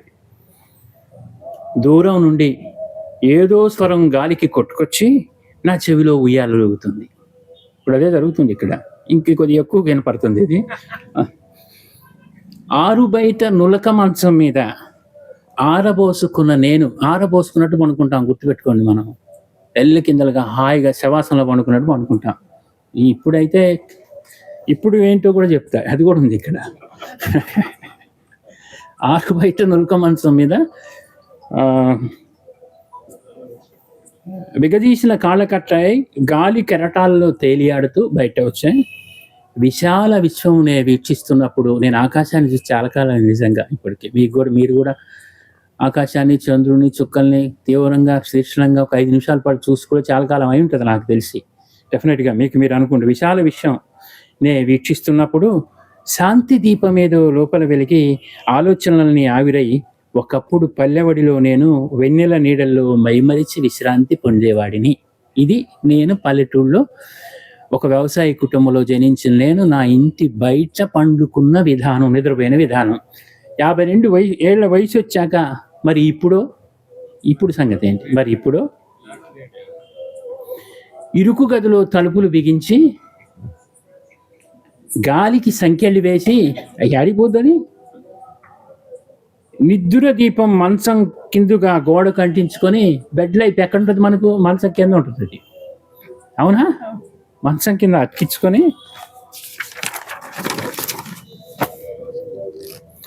క్రీనీడల మంటలు గది నిండా ఎగబడుతుంటే మీరు గమనించండి. మంచం కింద ఉంటే ఏముంటుంది? గోడ నిండా పెద్ద మంచం బొమ్మ లేదా మన కాళ్ళ బొమ్మ, క్రీనీడల మంటలు గది నిండా ఎగబడుతుంటే ఆత్రపు ఆదుర్దా తరంగాలను అదే పనిగా వినిపిస్తున్న కరెంటు విసనకర్ర అన్న ఫ్యాన్ని, కరెంటు విసనకర్ర ఆదుర్ద, అది చప్పుడు తెలుసు కదా మీకు, వినిపిస్తున్న విసనకర్ర కప్పుకు వేలాడ తీసుకొని గుడ్ నైట్ ఆవిరులు గది నిండా పరుచుకొని మధ్యలో కరెంటు కోతలు కరిచేస్తుంటే ఫోమ్ బెడ్ మీద పొర్లుతూ రేపటి జీవిత పరుగు కోసం మూసిన రెప్పల వెనక నిద్రపోచినాడు. వీడు కళ్ళు మూసుకొని ఉంటాడంతే. మూసిన రెప్పల వెనక రేపటి పరుగు కోసం రిహార్సల్స్ వేసుకుంటూ కరువైపోయిన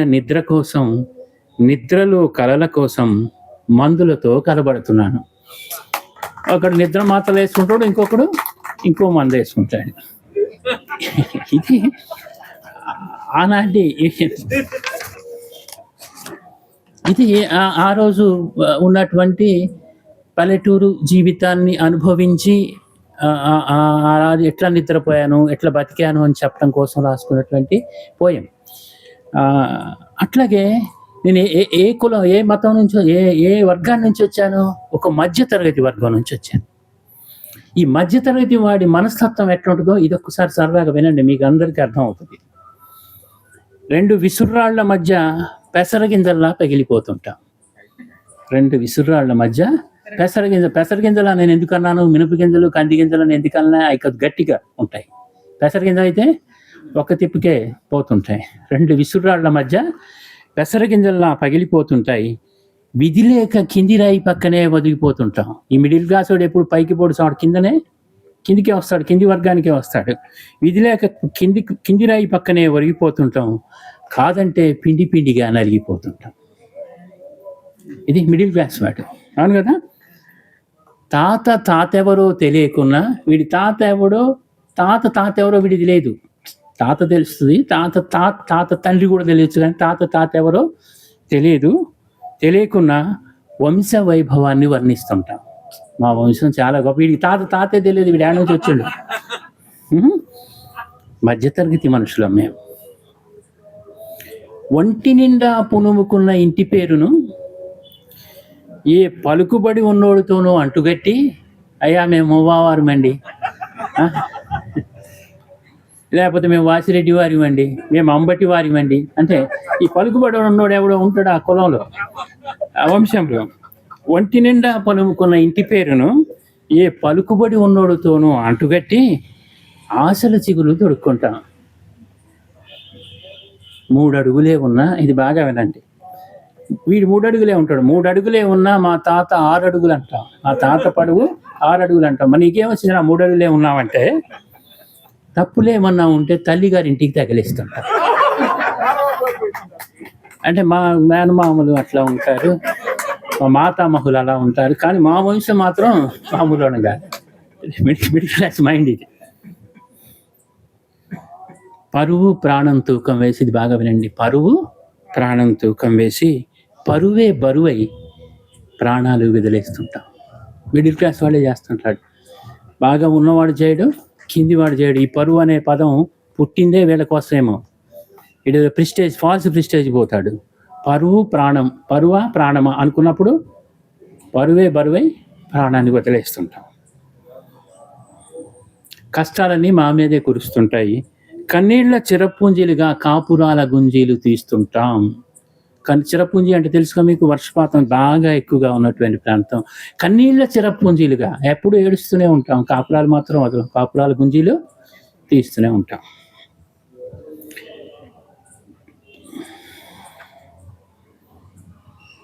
ఇది ఇట్లా రాసుకుంటూ పోయి మధ్యతరగతి ఎప్పుడు ఒక సంక్షోభం, ఒక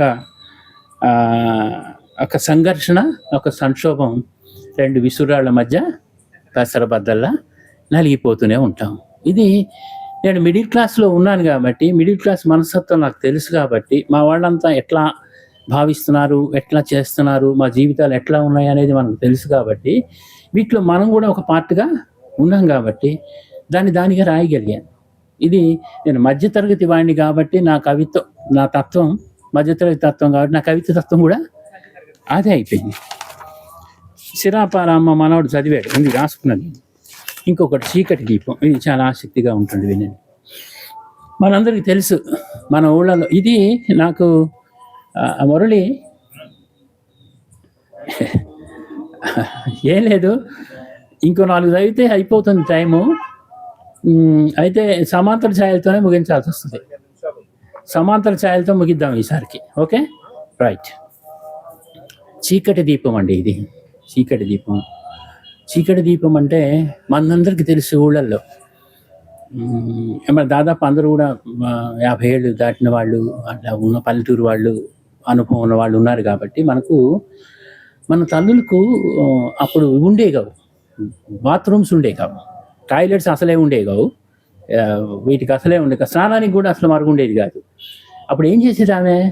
పగలంతా స్నానం చేయరు, రాత్రిపూట చీకటి పడ్డాక ఆ తొట్టి పక్కన కూర్చొని అటు ఇటు చూసుకుంటూ శబ్దాలు వినుకుంటూ, అంటే వస్తాడే మళ్ళీ అట్లా అనుకుంటూ ఆడ కూర్చొని సందేహించుకుంటూ గబగబా 4 చెంబులు పోసుకొని చీర చుట్టుకొని ఇంట్లోకి వచ్చేవాళ్ళు ఆడవాళ్ళు. ఈ స్నానం ఇప్పటికీ కూడా కొన్ని కాలనీస్లో స్నానాలు లేకుండా ఆడవాళ్ళు ఇదే పరిస్థితి, స్నానం బాగా చీకటి పడ్డ చేస్తున్న సందర్భాలు కూడా ఉన్నాయి, ఇప్పటికీ ఉన్నాయి. అటువంటి సందర్భాలు స్లమ్ ఏరియాస్లో జరుగుతూ ఉంటాయి. మనకు ఆ రోజు మామూలు రైతు కుటుంబాలు కూడా ఇదే జరిగేది. మామూలు రైతు, మిడిల్ క్లాస్ రైతు కుటుంబాలు కూడా స్నానం చేయాలంటే చాలా ఇబ్బందిగా ఉండేది. ఎవరో దొరలు వాళ్ళకు ఏమైనా వాళ్ళు తడి కట్టుకునేవాళ్ళు, కనీసం అది కొబ్బరాకులతోనో తాటాకులతోనో ఒక తడి కట్టుకొని అది సగం కొంతలే ఉంటాయి, కనిపిస్తూనే ఉంటాయి, కానీ పగలు స్నానం చేసే పరిస్థితి లేదు అది కూడా. కానీ ఒక తల్లి తను చీకట్లో కూర్చొని స్నానం చేస్తున్నప్పుడు ఎంత అవస్థ పడుతుంది అని నేను చూశాను. ఎట్లా చూశాను నేను? నాకు ఇటు 4 తాతలు, అటు 4 తాతలు, ఒకడు 6 డజన్ మంది ఆడపిల్లలు, ఇదొక సంత, అదొక సంత.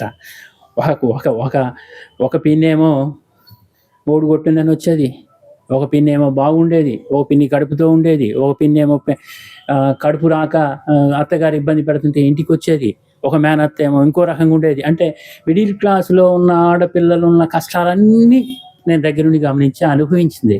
నేను అనుభవించినట్టే మా అమ్మమ్మ అనుభవించిన, అటు మా నాయనమ్మ అనుభవించిన, ఇవన్నీ నేను చూసిందే కదా.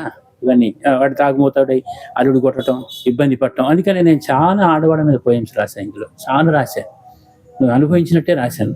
నీకు ఎక్కడి నుంచి వచ్చిందిరా ఈ అనుభవం మీరు అడగొచ్చు. ఇదే కారణం, నేను నా జీవిత అనుభవం నుంచి వచ్చింది. నా పిన్ని కష్టపడుతుంటే నేను కష్టపడుతాను కదా, బాధగా పడతాను కదా. నా మేనత్త కష్టపడుతుంటే నాకు కూడా ఆ బాధ ఉంటుంది కదా. మేనమామ రోజు కొడతా ఉంటాడు, అది రోజు వచ్చి ఇంటికి వచ్చి ఏడిస్తూ ఉంటే. ఇటువంటి మిడిల్ క్లాస్లో జరిగే చెరపూంజీలు ఇది సౌత్ వచ్చింది. ఇది మీరు అర్థం చేసుకోండి. ఆకాశం చీకటి దీపం ముట్టించి, ఇది బాగా గమనించండి, కవిత్వం అంటే ఇక్కడే ఉంది.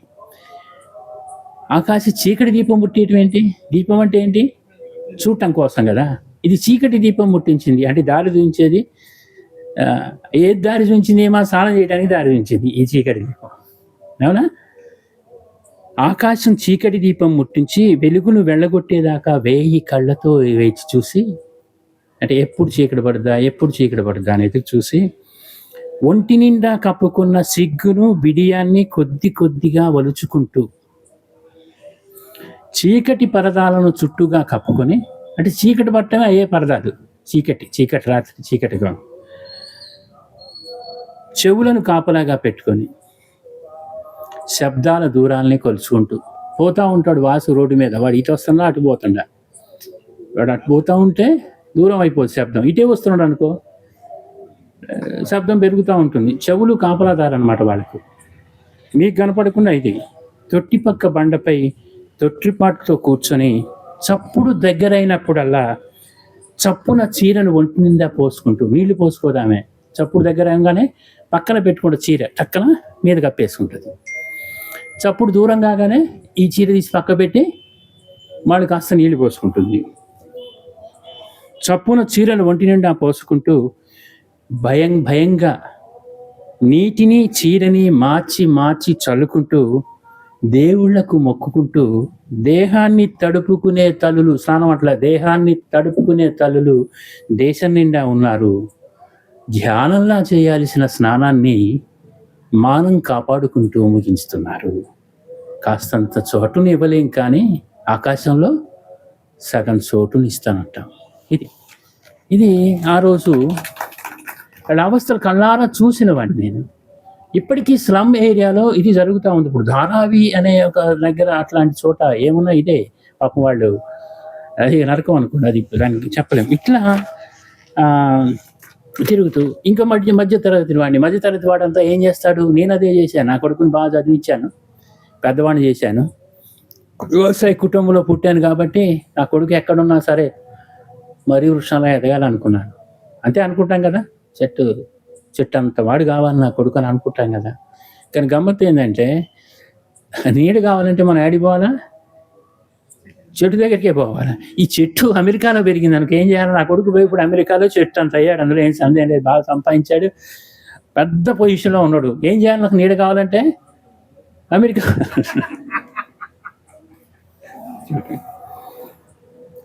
రోజు చెట్ల మధ్యలో బతికే నాకు ఎందుకు గుర్తులేదు, చెట్టు కదలదని నీడ కోసం దాని చెంతకే చేరాలి. పెంచాను, పంపించేశాను కదా. ఈ పోయే మొత్తం చదవను.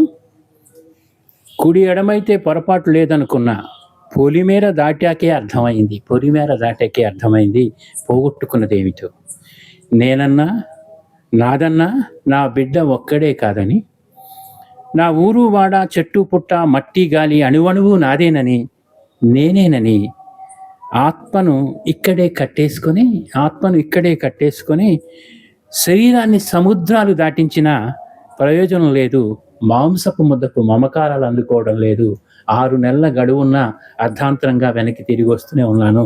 మళ్ళీ కొట్టాడినప్పుడల్లా అమెరికా పోతూనే ఉన్నాను. అంటే వ్యవసాయ సంస్కృతిలో పుట్టి పెరిగిన వాడిని నా కొడుకు ఇక్కడ ఉంటే బాగుంటుంది, వాడి నీడలో ఉండాలని నేను కాంక్షించినప్పుడు ఇక్కడ ఉండాలని అనుకోవాలి కదా. అక్కడ తీసుకొని చెట్టుని చేశాను.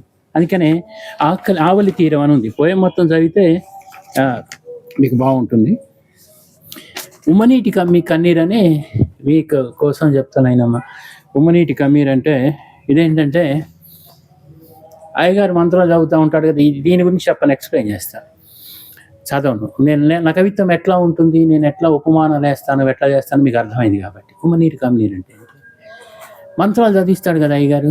చదివించినప్పుడు మీరు గమనించారు లేదు, పొరపాటును కూడా ఇద్దరు మగుడు పిల్లలు బట్టలు నీళ్ళు పట్టుకొని, దేన్ని పట్టుకొని ఇస్తాడు? చిటికెన వేళ్ళు పట్టుకొని ఇస్తాడు. అక్కడే ఉంది మోసం. చిటికెన వేళ్ళు వాడు ఎందుకు పట్టుకోమంటున్నాడంటే, మగుడు పిల్లలు చిటికెన వేలు పట్టుకొని అట్లా తిరిగితేనట మగ పిల్లగాడు పుడతాడట. బొట్టన వేలు పట్టుకుంటే ఆడపిల్ల పుడుతుంది. అందుకని పొరపాటును కూడా బొట్టన వేలు పట్టుకొని వంశోద్ధారకుడు కావాలి కదా, అందుకనే ఆ చిటికెన వేలు బట్టి తిప్పుతాడు అనమాట. అసలు ఈ మానసికమైనటువంటి జాడ్యం ఇప్పటికే 9 కోట్ల ఫిమేల్ ఫీటస్లు అంటే పిండాలని నాశనం చేశాం. ఇప్పటికి 9 కోట్లు ఇప్పుడు లెక్క. 9 కోట్ల మంది ఆడపిల్లల గర్భంలోనే చంపేశాం. మీరు ఈ ఆలోచన విధానం మంత్రాలు అక్కడి నుంచే మొదలయ్యి మగాడు ఉంటేనే గొప్ప అనే ఒక పురుషాధిక్య సమాజంలో ఇవేం వినపట్లేదన్నా. హలో,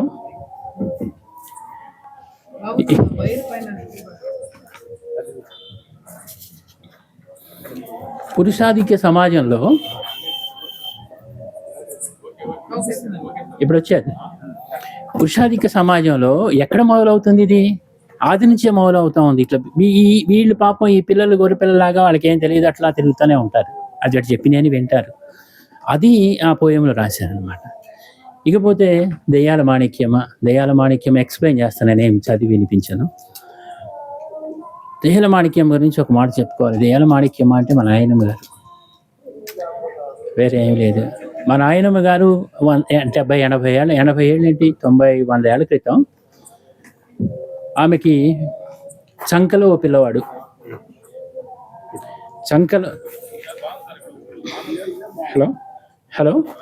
చంకలో ఒక పిల్లవాడు, చేతిలో ఒక పిల్లది, కడుపులో ఒక పిల్లవాడు. భర్త మరణించాడు. నా తాతగారు చనిపోయాడు, పొలంలోకి వెళ్ళిపోయి. ఎప్పుడు ఇదంతా 90 ఏళ్ల క్రితం, దాదాపు 90 ఏళ్ల క్రితం. అంటే కడుపులో ఒకడున్నాడు, సంకలో ఒకడున్నాడు, చేతిలో ఒకడున్నాడు. అంతా 2, 3 ఏళ్ల తేడాతో వీళ్ళంతా. వాళ్ళని పోషించుకోవటం కోసం అన్నదమ్ములు ఏర్పడ్డారు. ఏం పొలం ఏమో పెట్టారు. ఎట్లా చేయాలి? ఆ రోజే రైతు మాణిక్యం అర్ధరాత్రి వేళ పొలాలకు నీరు పెట్టుకోవడం కోసము ఏమేం చేసేదంటే, పిల్లల్నిద్దరిని పండుకోబెట్టి నిద్ర పోయిన తర్వాత ఈమె ఒక లాంతర్ తీసుకొని ఆ ఎదుళ్ళ చెరువు, మా ఊర్లో కూడా ఎదుళ్ళ చెరువు ఉంది. ఎదుళ్ళ చెరువు దాని పేరు. ఎదుళ్ళ చెరువు వాయలో కొరివిదయ్యం ఒకటి లాంతర్లు పట్టుకొని తిరుగుతోందట. పుకారని కొందరు, చూశామని కొందరు, ఊళ్ళో ఆ నోట ఈ నోట నిత్యం నానుతూనే ఉంది ఈ మాట. ఇదెవరు? మాణిక్యమ్మ గారు తిరుగుతుంది అక్కడ. అందుకని ఆ ఊరంతా కలిసి ఏం పెట్టారు? దయ్యాల మాణిక్యమా అని పెట్టారు. ఆ కుటుంబ సభ్యులను మేమంతా ఏమనుకున్నాం? ధైర్యాల మాణిక్యమా అనుకున్నాం. 90 ఏళ్ల క్రితమే ఆమె అంత సాహసం చేసి తన పిల్లవాడు అయినటువంటి మా నాన్నగారిని బ్రతికించుకోవటం మూలంగానే ఇవాళ నేనున్నాను. ఇవి మిడిల్ క్లాస్ రైతు కష్టాలు అనమాట. ఆమె ఆ రోజు వ్యవసాయం చేసింది. ఇవాళ మనం ఫెమినైన్ దీనికోసము, స్త్రీల హక్కుల కోసం ఏదో, ఆమె ఆ రోజే ధిక్కరించి ఒక మహిళ కూడా మళ్ళీ ఏ మహిళ ఎదురొస్తే మాణిక్యం, బయటికి వస్తే కష్టం. ఎవడన్నా ఎదురైస్తే మొహమైన తిట్టేవాడు. బుద్ధుందా నీకు? మనుషులు బజార్లలో పనికి పోతారని తెలియదా? నువ్వు ఎట్లా ఎదురవుతావు అనే 90 ఏళ్ల క్రితం అనేటటువంటి దశలో ఉన్న సందర్భంలో కూడా ఏమైంది అని చెప్పేసి అది తీసుకొని 2 నిమిషాలు మూసేస్తా. తప్పదు నీ దగ్గర. ఇది ఒక్కటి మాత్రం చెప్పి నేను ఇప్పుడు నా కమ్యూనిస్ట్ జీవితం చెప్పనీలేదు, నా జీవిత అనుభవాన్ని చెప్పనీలేదు, ఫైనల్గా నేను రాసింది చెప్పనీలేదు, నా వైరాణ్యం గురించి చెప్పనీలేదు. నేను ఇప్పుడు నా కవిత్వంలో, నా అనుభవంలో ఒక 20% మనం మాట్లాడుకున్నాం ఇప్పుడు. అయినా సరే మూసేయమంటాడు కాబట్టి మూసేస్తా, తప్పదు. కాలుతున్న పసితనం అని ఒకటి రాశా. ఇది రాసినప్పుడు మా మురళి లాంటి వాడు, నీకేం అనుభవం ఉంది? ఏదో పెద్ద దళిత పోయం రాసినట్టు రాసావు, నువ్వు పెద్ద దళితుడివా, అన్నీ పిచ్చి మాటలు రాసావు, అక్కడ నీకు అనుభవం లేని ఎందుకు రాస్తావు, నీ సహానుభూతి ఏంటి, నీ వ్యవహారం ఏంటి అని అడిగాడు. ఏమి రాశాను అందులో? అయ్యా, నాతో చదివే జానుడు బెత్తడు లేని పోరగాడు నీకు బాబుగారా? నన్ను గన్న నీవు వాడికి ఎరా పోరాగాడివా? నా కొద్దీ పైసల బడి, ప్రైవేట్ బండి పైసల బడి అన్న, నా కొద్దీ పైసల బడి అక్షరాలని ఇక్కడన్నీ అబద్ధాలే. ఇది నేను రాసింది, నీకు ఎట్లా తెలిసా అని చెప్పాడు. ఎవరైనా మా మురళి అడిగాడు. అడిగితే నేను చెప్పిన సమాధానం ఏంటి చెప్పనా? అయ్యా, నేను ఇది నిచ్చెన వెట్ల వ్యవస్థ. నిచ్చెన వెట్ల వ్యవస్థలో దళితుడి కింద ఇంకో దళితుని పెట్టారు. 92 కులాలు దళితుల్లో కూడా. బ్రాహ్మణి, క్షత్రియ, వైశ్య కాకుండా యువతలన్నీ మళ్ళీ 900-800 కులాలు ఉన్నాయి. ఎన్ని విమర్శలు ఉన్నాయో చూడండి. ఒకడికొకడు లోకువ. ఈ లోకుల్లో భాగంగా ఒకరోజు నేను, మా నాన్నగారు పటేల్ గారికి పెద్దలుడు అయినా సరే, ఆయన పేరు మోవారంగయ్య, మా నాన్నగారు నేను కలిసి ఎక్కడికి వెళ్ళాము? మా కర్ణం గారి ఇంటికి వెళ్ళాం పని మీద. కర్ణం గారి ఇంటికి వెళ్ళగానే నాతో చదువుకునే పొలగాడు వాడు విజయ్ కుమార్ అని ఉంటాడు. వాడు నాతో, నా క్లాస్మేటే, క్లాస్లో ఎవరో అనుకుంటాం, అది వేరే విషయం సాటుగా. వాడు అక్కడ రాగానే మమ్మల్ని చూసి, ఏమాయి మోవారంగయ్య బాగున్నావా? నాన్న మోవారంగయ్య వచ్చాడు అన్నాడు. ఏరా అనలేదు కానీ నాన్నే, ఏమాయి మోవారంగయ్య అని అంటూ, నాన్న మోవారంగయ్య వచ్చాడు అన్నాడు. నాకు ఒళ్ళు మడిపోయింది. మరి ఎదవా, నువ్వు నాతో చదువుకున్నాడు బచ్చగాడి నువ్వు, నాన్నగారికి చెప్పు బాబు గారు అన్నాడు. ఆయన కూడా గమ్మత్ చూడు. అబ్బాయి గారు బాబు గారు, అబ్బాయి గారు నాన్నగారికి చెప్పు నేను వచ్చాను అన్నాడు. ఈయన, నీకేం వాడా అబ్బాయి గారా? వాడికే నువ్వు ఏమో వారంగయ్య. అక్కడి నుంచి నేను చాలా సంఘటనలు నన్ను కమ్యూనిస్ట్ వైపు నెట్టాను. ఇది ఒక సంఘటన. నేను ఇంటికి రాగానే ఆ రోజు నుంచి ఈ రోజు వరకు ఎవరిని కూడా, మా పాలేర్ల పిల్లల్ని, పనివాళ్ళని కూడా ఇట్లా అసహ్యంగా ఎప్పుడు మాట్లాడటం నాకు నేనే కంట్రోల్ చేసుకున్నాను. అంత వాతావరణం అంతా అట్లనే ఉంటుంది. మా ఇంట్లో కూడా అంతే తిడుతుంటారు, వాడిని వెంకాయ పొల్లాయనో అంటుంటారు. కానీ నేను ఒక వీలైతే బాబాయనో తాతయ్యనో వెంకాయ తాతనో ఇట్లా పిలవటం మొదలు పెట్టేశాను. అది ఆ వయసులో నుంచి. అది ఇట్లా ఈ అనుభవాలన్నీ ఈ మార్క్సిస్ట్ దృక్పథంతో నాకు ఒక సంస్కారాన్ని ఇచ్చాయి. నేను ఈవెందో ఒక మిడిల్ క్లాస్ అగ్రవర్ణ కుటుంబంలో పుట్టినప్పటికీ ఈ వైపు చూడటానికి కారణం ఇవన్నీ కారణాలుగా ఉన్న సందర్భం అనమాట. అట్లా నేను రాయగలిగాను. ఏమనని నా కొద్ది పైసల బడి అని రాసింది అందుకోసమని. ఇక్కడ చొక్కా గుడ్డలే ఒకటి అంటే అందరూ యూనిఫామ్ కట్టించి అందరూ ఏకంగా మనం ఒకటిదే యూనిఫామ్సే ఒకటి. వాడి లంచ్ బాక్స్ వేరుంటుంది, ఆ బాక్స్లో ఉండే లంచ్ వేరుంటుంది, అవును కదా. వాడి పెన్ను వేరుంటుంది, ఆడు యూనిఫామ్ చొక్కా అయినా కానీ గుండీలు వాడి వేరే ఉంటాయి, వాడి గుండెలు కూడా వేరుగానే ఉంటాయి. ఇది కాలుతున్న పసం గెలుపంతా ఆమెదే. పోయినసారి చెప్పుకున్నట్టుంది మనం. ఇంతకు మించి చెప్తే ఆయన కొట్టేటట్టున్నాడు. ఇదొకటి మీ అందరికీ మిడిల్ క్లాస్ వాడిని కాబట్టి చెప్తాను నేను.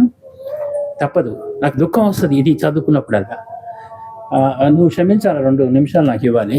అదేంటంటే నేను ఈ కాలేజ్ గొడవలో పడి ఆ పిల్లల్ని చదివించడం, ఆ గొడవ అది పెట్టేసి నా పిల్లల్ని వదిలేసా. దాదాపు నెగ్లెక్ట్ చేసి పడేసాను ఆ పిల్లల్ని. నెగ్లెక్ట్ చేసి పడేస్తే పాపం మహాతల్లి మా ఆవిడే ఆ పిల్లలంతా చదివించుకొని ఇచ్చేస్తే ఆమె 7th క్లాస్ ఎగ్జామ్ రాస్తున్నప్పుడు నా బిడ్డ ఒకరోజు నేను ఎప్పుడు స్కూల్కి కూడా దింపేవాడిని కాదు. ఎందుకో ఎవరు అవకాశం లేక నన్నే మా ఆవిడ రిక్వెస్ట్ చేస్తే పోయి నేను ఎగ్జామ్ రాస్తే ఎగ్జామ్ వచ్చేటప్పుడు తీసుకొస్తున్నప్పుడు అది నా బుల్లెట్ మోటార్ సైకిల్ వెనకెక్కి కావలించుకొని థ్యాంక్ యూ నాన్న అన్నది. థ్యాంక్ యూ నాన్న. థ్యాంక్ యూ ఏంటి అంటే, నాన్న మీరు ఎప్పుడు రారు కదా, మొట్టమొదటిసారి నా కోసం వచ్చారు, చాలా థ్యాంక్స్ నాన్న అని చెప్తూ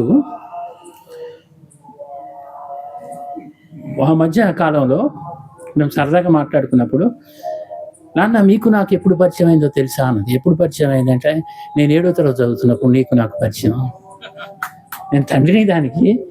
నేను 7th క్లాస్లో నువ్వు నాకు పరిచయం అయ్యావు అని చెప్పినప్పుడు నాకు అసలు పోతే అందుకనంటే తన కన్నబిడ్డను నా చేతుల్లో పెట్టి నా మనవాడిని తడి కన్నులతో నన్ను చూసిన చూపు నాకు ఇంకా గుర్తే. నాన్న ఇప్పుడు నీవు నా గుండెల నిండా ఉన్నా నాకు 7వ తరగతి పరీక్షలప్పుడే కదా నువ్వు నిజంగా పరిచయం అయింది.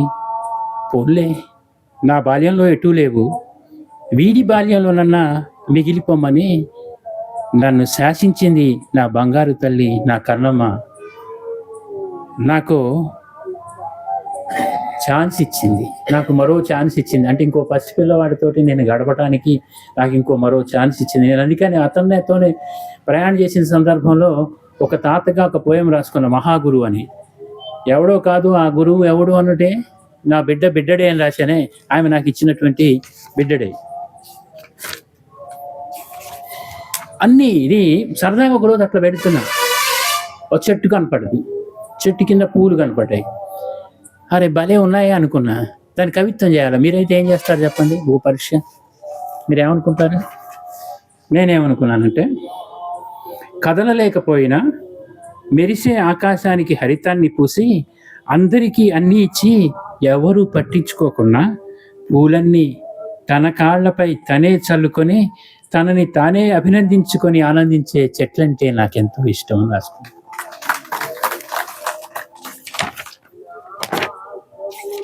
ప్రాబబిలిటీ ఓ ప్రకటన అంటే ఇప్పుడు కవిత్వం ఏమైపోయిందిరా, మరి ఇంత గొప్ప కవిత్వం అంటే ఇది మార్కెట్ ఎత్తుపోయింది అంటున్నా. వాడెవడో ఇప్పుడే మా ఇంటి వెనక గోడ మీద అద్భుత కవితా వాక్యాలు పారబోసిపోయాడు.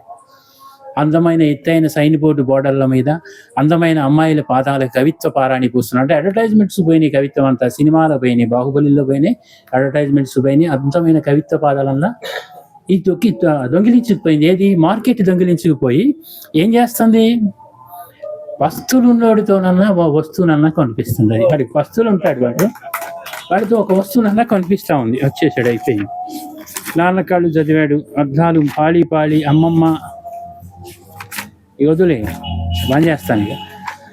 ఇక చాలా ఉన్నాయి, నాకైతే అన్ని చదివి వినిపించాలన్నది. వినేవాళ్ళు ఉంటే కవి వస్తున్నాడు పారిపోండి అని జంజాల సినిమాలు చాలా ఉంటాయి.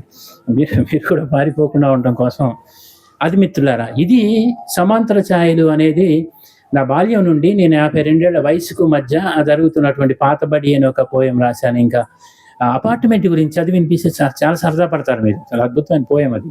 అపార్ట్మెంట్లో మనం ఎట్లా బతుకుతాం, పై ఫ్లోర్ రోడ్డు ఖాళీ చేస్తూ ఉంటే మనం ఏమనుకో, దొంగలు ఎత్తుకుపోతూ ఉంటే పై ఫ్లోర్ రోడ్డు ఖాళీ చేస్తాడులే అని అనుకుంటాం. అవునా, వాడు ఎవడో తెలియదు. ఇట్లాంటి సభలో ఎక్కడో దగ్గర పరిచయమే, అడ్రస్లు మార్చుకుని నాకు ఇద్దరు ఒకే అపార్ట్మెంట్ అయ్యి ఆశ్చర్యపోతూ ఉంటాం ఒక్కొక్కసారి. అదొక అద్భుతమైన పోయం ఉంది. ఇట్లా ఇది రాసింది. రెండో పోయం ఏమైందంటే, రెండో పుస్తకం మరి ఇంకోసారి ఎప్పుడన్నా ఆయన అవకాశం ఇస్తే మళ్ళీ ఒకసారి మిగతా పుస్తకాల నుంచి మాట్లాడుకున్నాం. కానీ రెండో పుస్తకం సిక్స్త్ ఎలిమెంట్. ఇది నేను అమెరికాలో ఉన్నప్పుడు, అమెరికా దేశంలో జరుగుతున్నటువంటి, మనం ఏదో గొప్ప దేశం అని అనుకుంటాం కదా, అక్కడ ఉన్నటువంటి అవతాకల మీద, అక్కడున్న ఇబ్బందుల మీద, అక్కడున్న ప్రజల మీద, అక్కడున్న వస్తువులు తీసుకొని అమెరికా జీవన విధానాన్ని గురించి ఎక్కువ పోయిమ్స్ రాసిన పుస్తకం సిక్స్త్ ఎలిమెంట్. ఇకపోతే వాక్యాంతం ఏంటంటే, నా 50 ఏళ్ళ 60 ఏళ్ళ జీవితంలో ఏంటి, 50 ఏళ్ళు కమ్యూనిస్ట్గా పనిచేసాం, ఏం సాధించాం, ఏం జరిగింది, నేను పొందింది ఏంటి, నేను సాధించింది ఏంటి, 25 ఏళ్ల వయసులో కమ్యూనిస్ట్ పార్టీ ప్రకారం పెళ్లి చేసుకున్నా, నేను స్టేజ్ పెళ్లి చేసుకున్నా, అందరినీ ధిక్కరించి చాలా ఆడావుడు చివరికి ఏం చేశాను నేను, ఇంట్లో మాడు గుడి పెడితే దీపం వెలిగిస్తుంది, దీపం నా చెప్పులో నేను ఇప్పుడు నా ఎలిగిట్లేదే, కానీ దూరంగా ఉండి నమస్కారం పెట్టుకుంటే ఏం చేస్తాం, ఏంటి నేను సాధించింది, 60 ఏళ్ళ ఈ జీవితంలో నేను ఎటుపోతున్నాను ఒక సంఘర్షణ. మరి ఇది అనివార్యత, లేకపోతే మనం ఏం సాధించలేనని నిర్లిప్తత అనే దానికంటే, అట్లాగే నేను మొట్టమొదటి పోయంలో వేసుకున్న ప్రశ్నలే, వాట్ ఈస్ దిస్, ఏంటిది, ఎందుకు, వై మీ అనే ఒక పోయం కూడా రాశాను. ఎందుకు ఇది, ఏం జరుగుతుంది అని రాసి సంఘర్షణలోంచి రాసింది ఈ వాక్యాంతం. ఇక వైరాయణం పోతే, వైరాయణం అనేది మీ అందరికి తెలుసు కదా. వైరాయణం అంటే వైరస్ ప్రయాణము. రాముడు ప్రయాణం చేసింది రామాయణం లాగా, వైరస్ ప్రయాణం చేసిన ఆ సందర్భాన్ని బట్టి, ఆ దశాబ్దాన్ని, ఆ సంవత్సరాన్ని, ఆ మూడు సంవత్సరాలని వైరస్ ఆయనంగా ఒక పుస్తకం రాసి, జనరల్ అహో కరోనా నేను చంపేస్తా, పొడి చేస్తా, కరిచేస్తా, కొరికేస్తా అన్నట్టుగా కాకుండా, అది కారణ జన్మమే అనేది, నువ్వు రాబట్టే మాకు ఈ సంగతి తెలిసింది, నువ్వు రాబట్టే పర్యావరణం ఎంత ధ్వంసమైందో తెలిసింది, నువ్వు రాబట్టే మేము ఎంత జీవ వైవిధ్యాన్ని నాశనం చేస్తున్నాం అనేది మాకు అర్థమైంది, నువ్వు రాబట్టే. ఇంకా అంటే ఆ కాలంలో జరిగిన అనేక మానవ ఇతిహాసంలో ఉన్నటువంటి అనేక లోపాలని గురించి, ఒక్కొక్క దాని గురించి అందులో మెన్షన్ చేసుకుంటూ, మానవ ఇతిహాసంలో ఉన్నటువంటి ఈ సమాజ నిర్మాణంలో ఉన్నటువంటి లోపాలన్నింటినీ అందులో మెన్షన్ చేసుకుంటూ, కరోనా సాకుగా కారణ జన్మమే నీది, ఇంకోసారి మరి కరోనా నీది దారుణ జన్మమే, కరోనా నీది మారణ జన్మమే అంటూ ఒక మగుటంతో ఒక 150 పోయమ్స్ అది రాసుకున్నా. మొత్తం మీద ఒక 500 పోయమ్స్ రాసుకున్నా. నేను 500 పోయమ్స్ చదవాలన్నా నాకు 500 నిమిషాలు, పోయమ్స్ కాదు, ఎసెన్స్ గురించి చెప్పాలన్నా 500 నిమిషాలు పడుతుంది. కానీ 500 నిమిషాలు కాదు, నాకు ఇప్పుడు ఆయన 60 నిమిషాలే ఇచ్చాడు. 60 నిమిషాలు ఇచ్చాడు కాబట్టి నేను 5 పుస్తకాల మీద నా ఇంట్రడక్షన్ ఒక 18 నిమిషాలు, 4 పుస్తకాలు 12 చెబుదాం అనుకున్నాను. కానీ నాకెందుకో సమయం ఇక్కడే ముగిసిపోయింది. ఎందుకంటే కొత్త బిచ్చగాని కదా, నాకు విమర్శ చేయటం తెలియదు, పరామర్శ చేయటం తెలియదు. కాబట్టి పలవరించడం తెలుసు. మిమ్మల్ని చూడగానే ఈ పుస్తకం పట్టుకొని ఇక్కడే ఆగిపోయాను. ఇందులోనే ఇంకా చాలా పేజీలు ఉన్నాయి. మరో సందర్భంలో మీరు అవకాశం ఇస్తే కలుస్తాను. నాకు ఈ అవకాశం ఇచ్చినటువంటి వివేక సొసైటీ వారికి, ధృతి వారికి, దాన్ని నడుపుతున్నటువంటి 4 స్తంభాలు శ్రీనివాస్ చాపల, అట్లాగే హర్నారెడ్డి గారు, నాగరాజు గారు, రాంబాబు గారు, సరే అంబటి రాంబాబు గాడు, ఓకేనా? ఎందుకంటే ఇందాకనే నేను చెప్పాను ఏమనంటే, నాకు ఒక దురలవాటు ఉంది. ఏమనంటే, నాకంటే వయసులో తక్కువ ఉన్నవాడిని నేను చనువుగా పలకరిస్తాను. నాకంటే వయసులో పెద్దగా ఏమేమో ఆయన చదువు ఉండాల్సిన అవసరంలే, భాగ్యం ఉండాల్సిన అవసరంలే, విజ్ఞానం ఉండాల్సిన అవసరం కూడా. బయలాజికల్గా నాకంటే ఒక 6 నెలలో నాకు ఒక క్షణం పెద్దవాడైనా కానీ అన్నానో బాబాయనో మర్యాదగా పిలవటం అట్లా అలవాటు చేసుకుని, ఇది కూడా ఫ్యూడల్ అలవాటే నిజంగా చెప్పాలంటే. ఇది కూడా వాడిని పట్టుకొని ఎరా అనాల్సిన అవసరం ఏముంది, ఇది కూడా అతిశయక్తే కదా.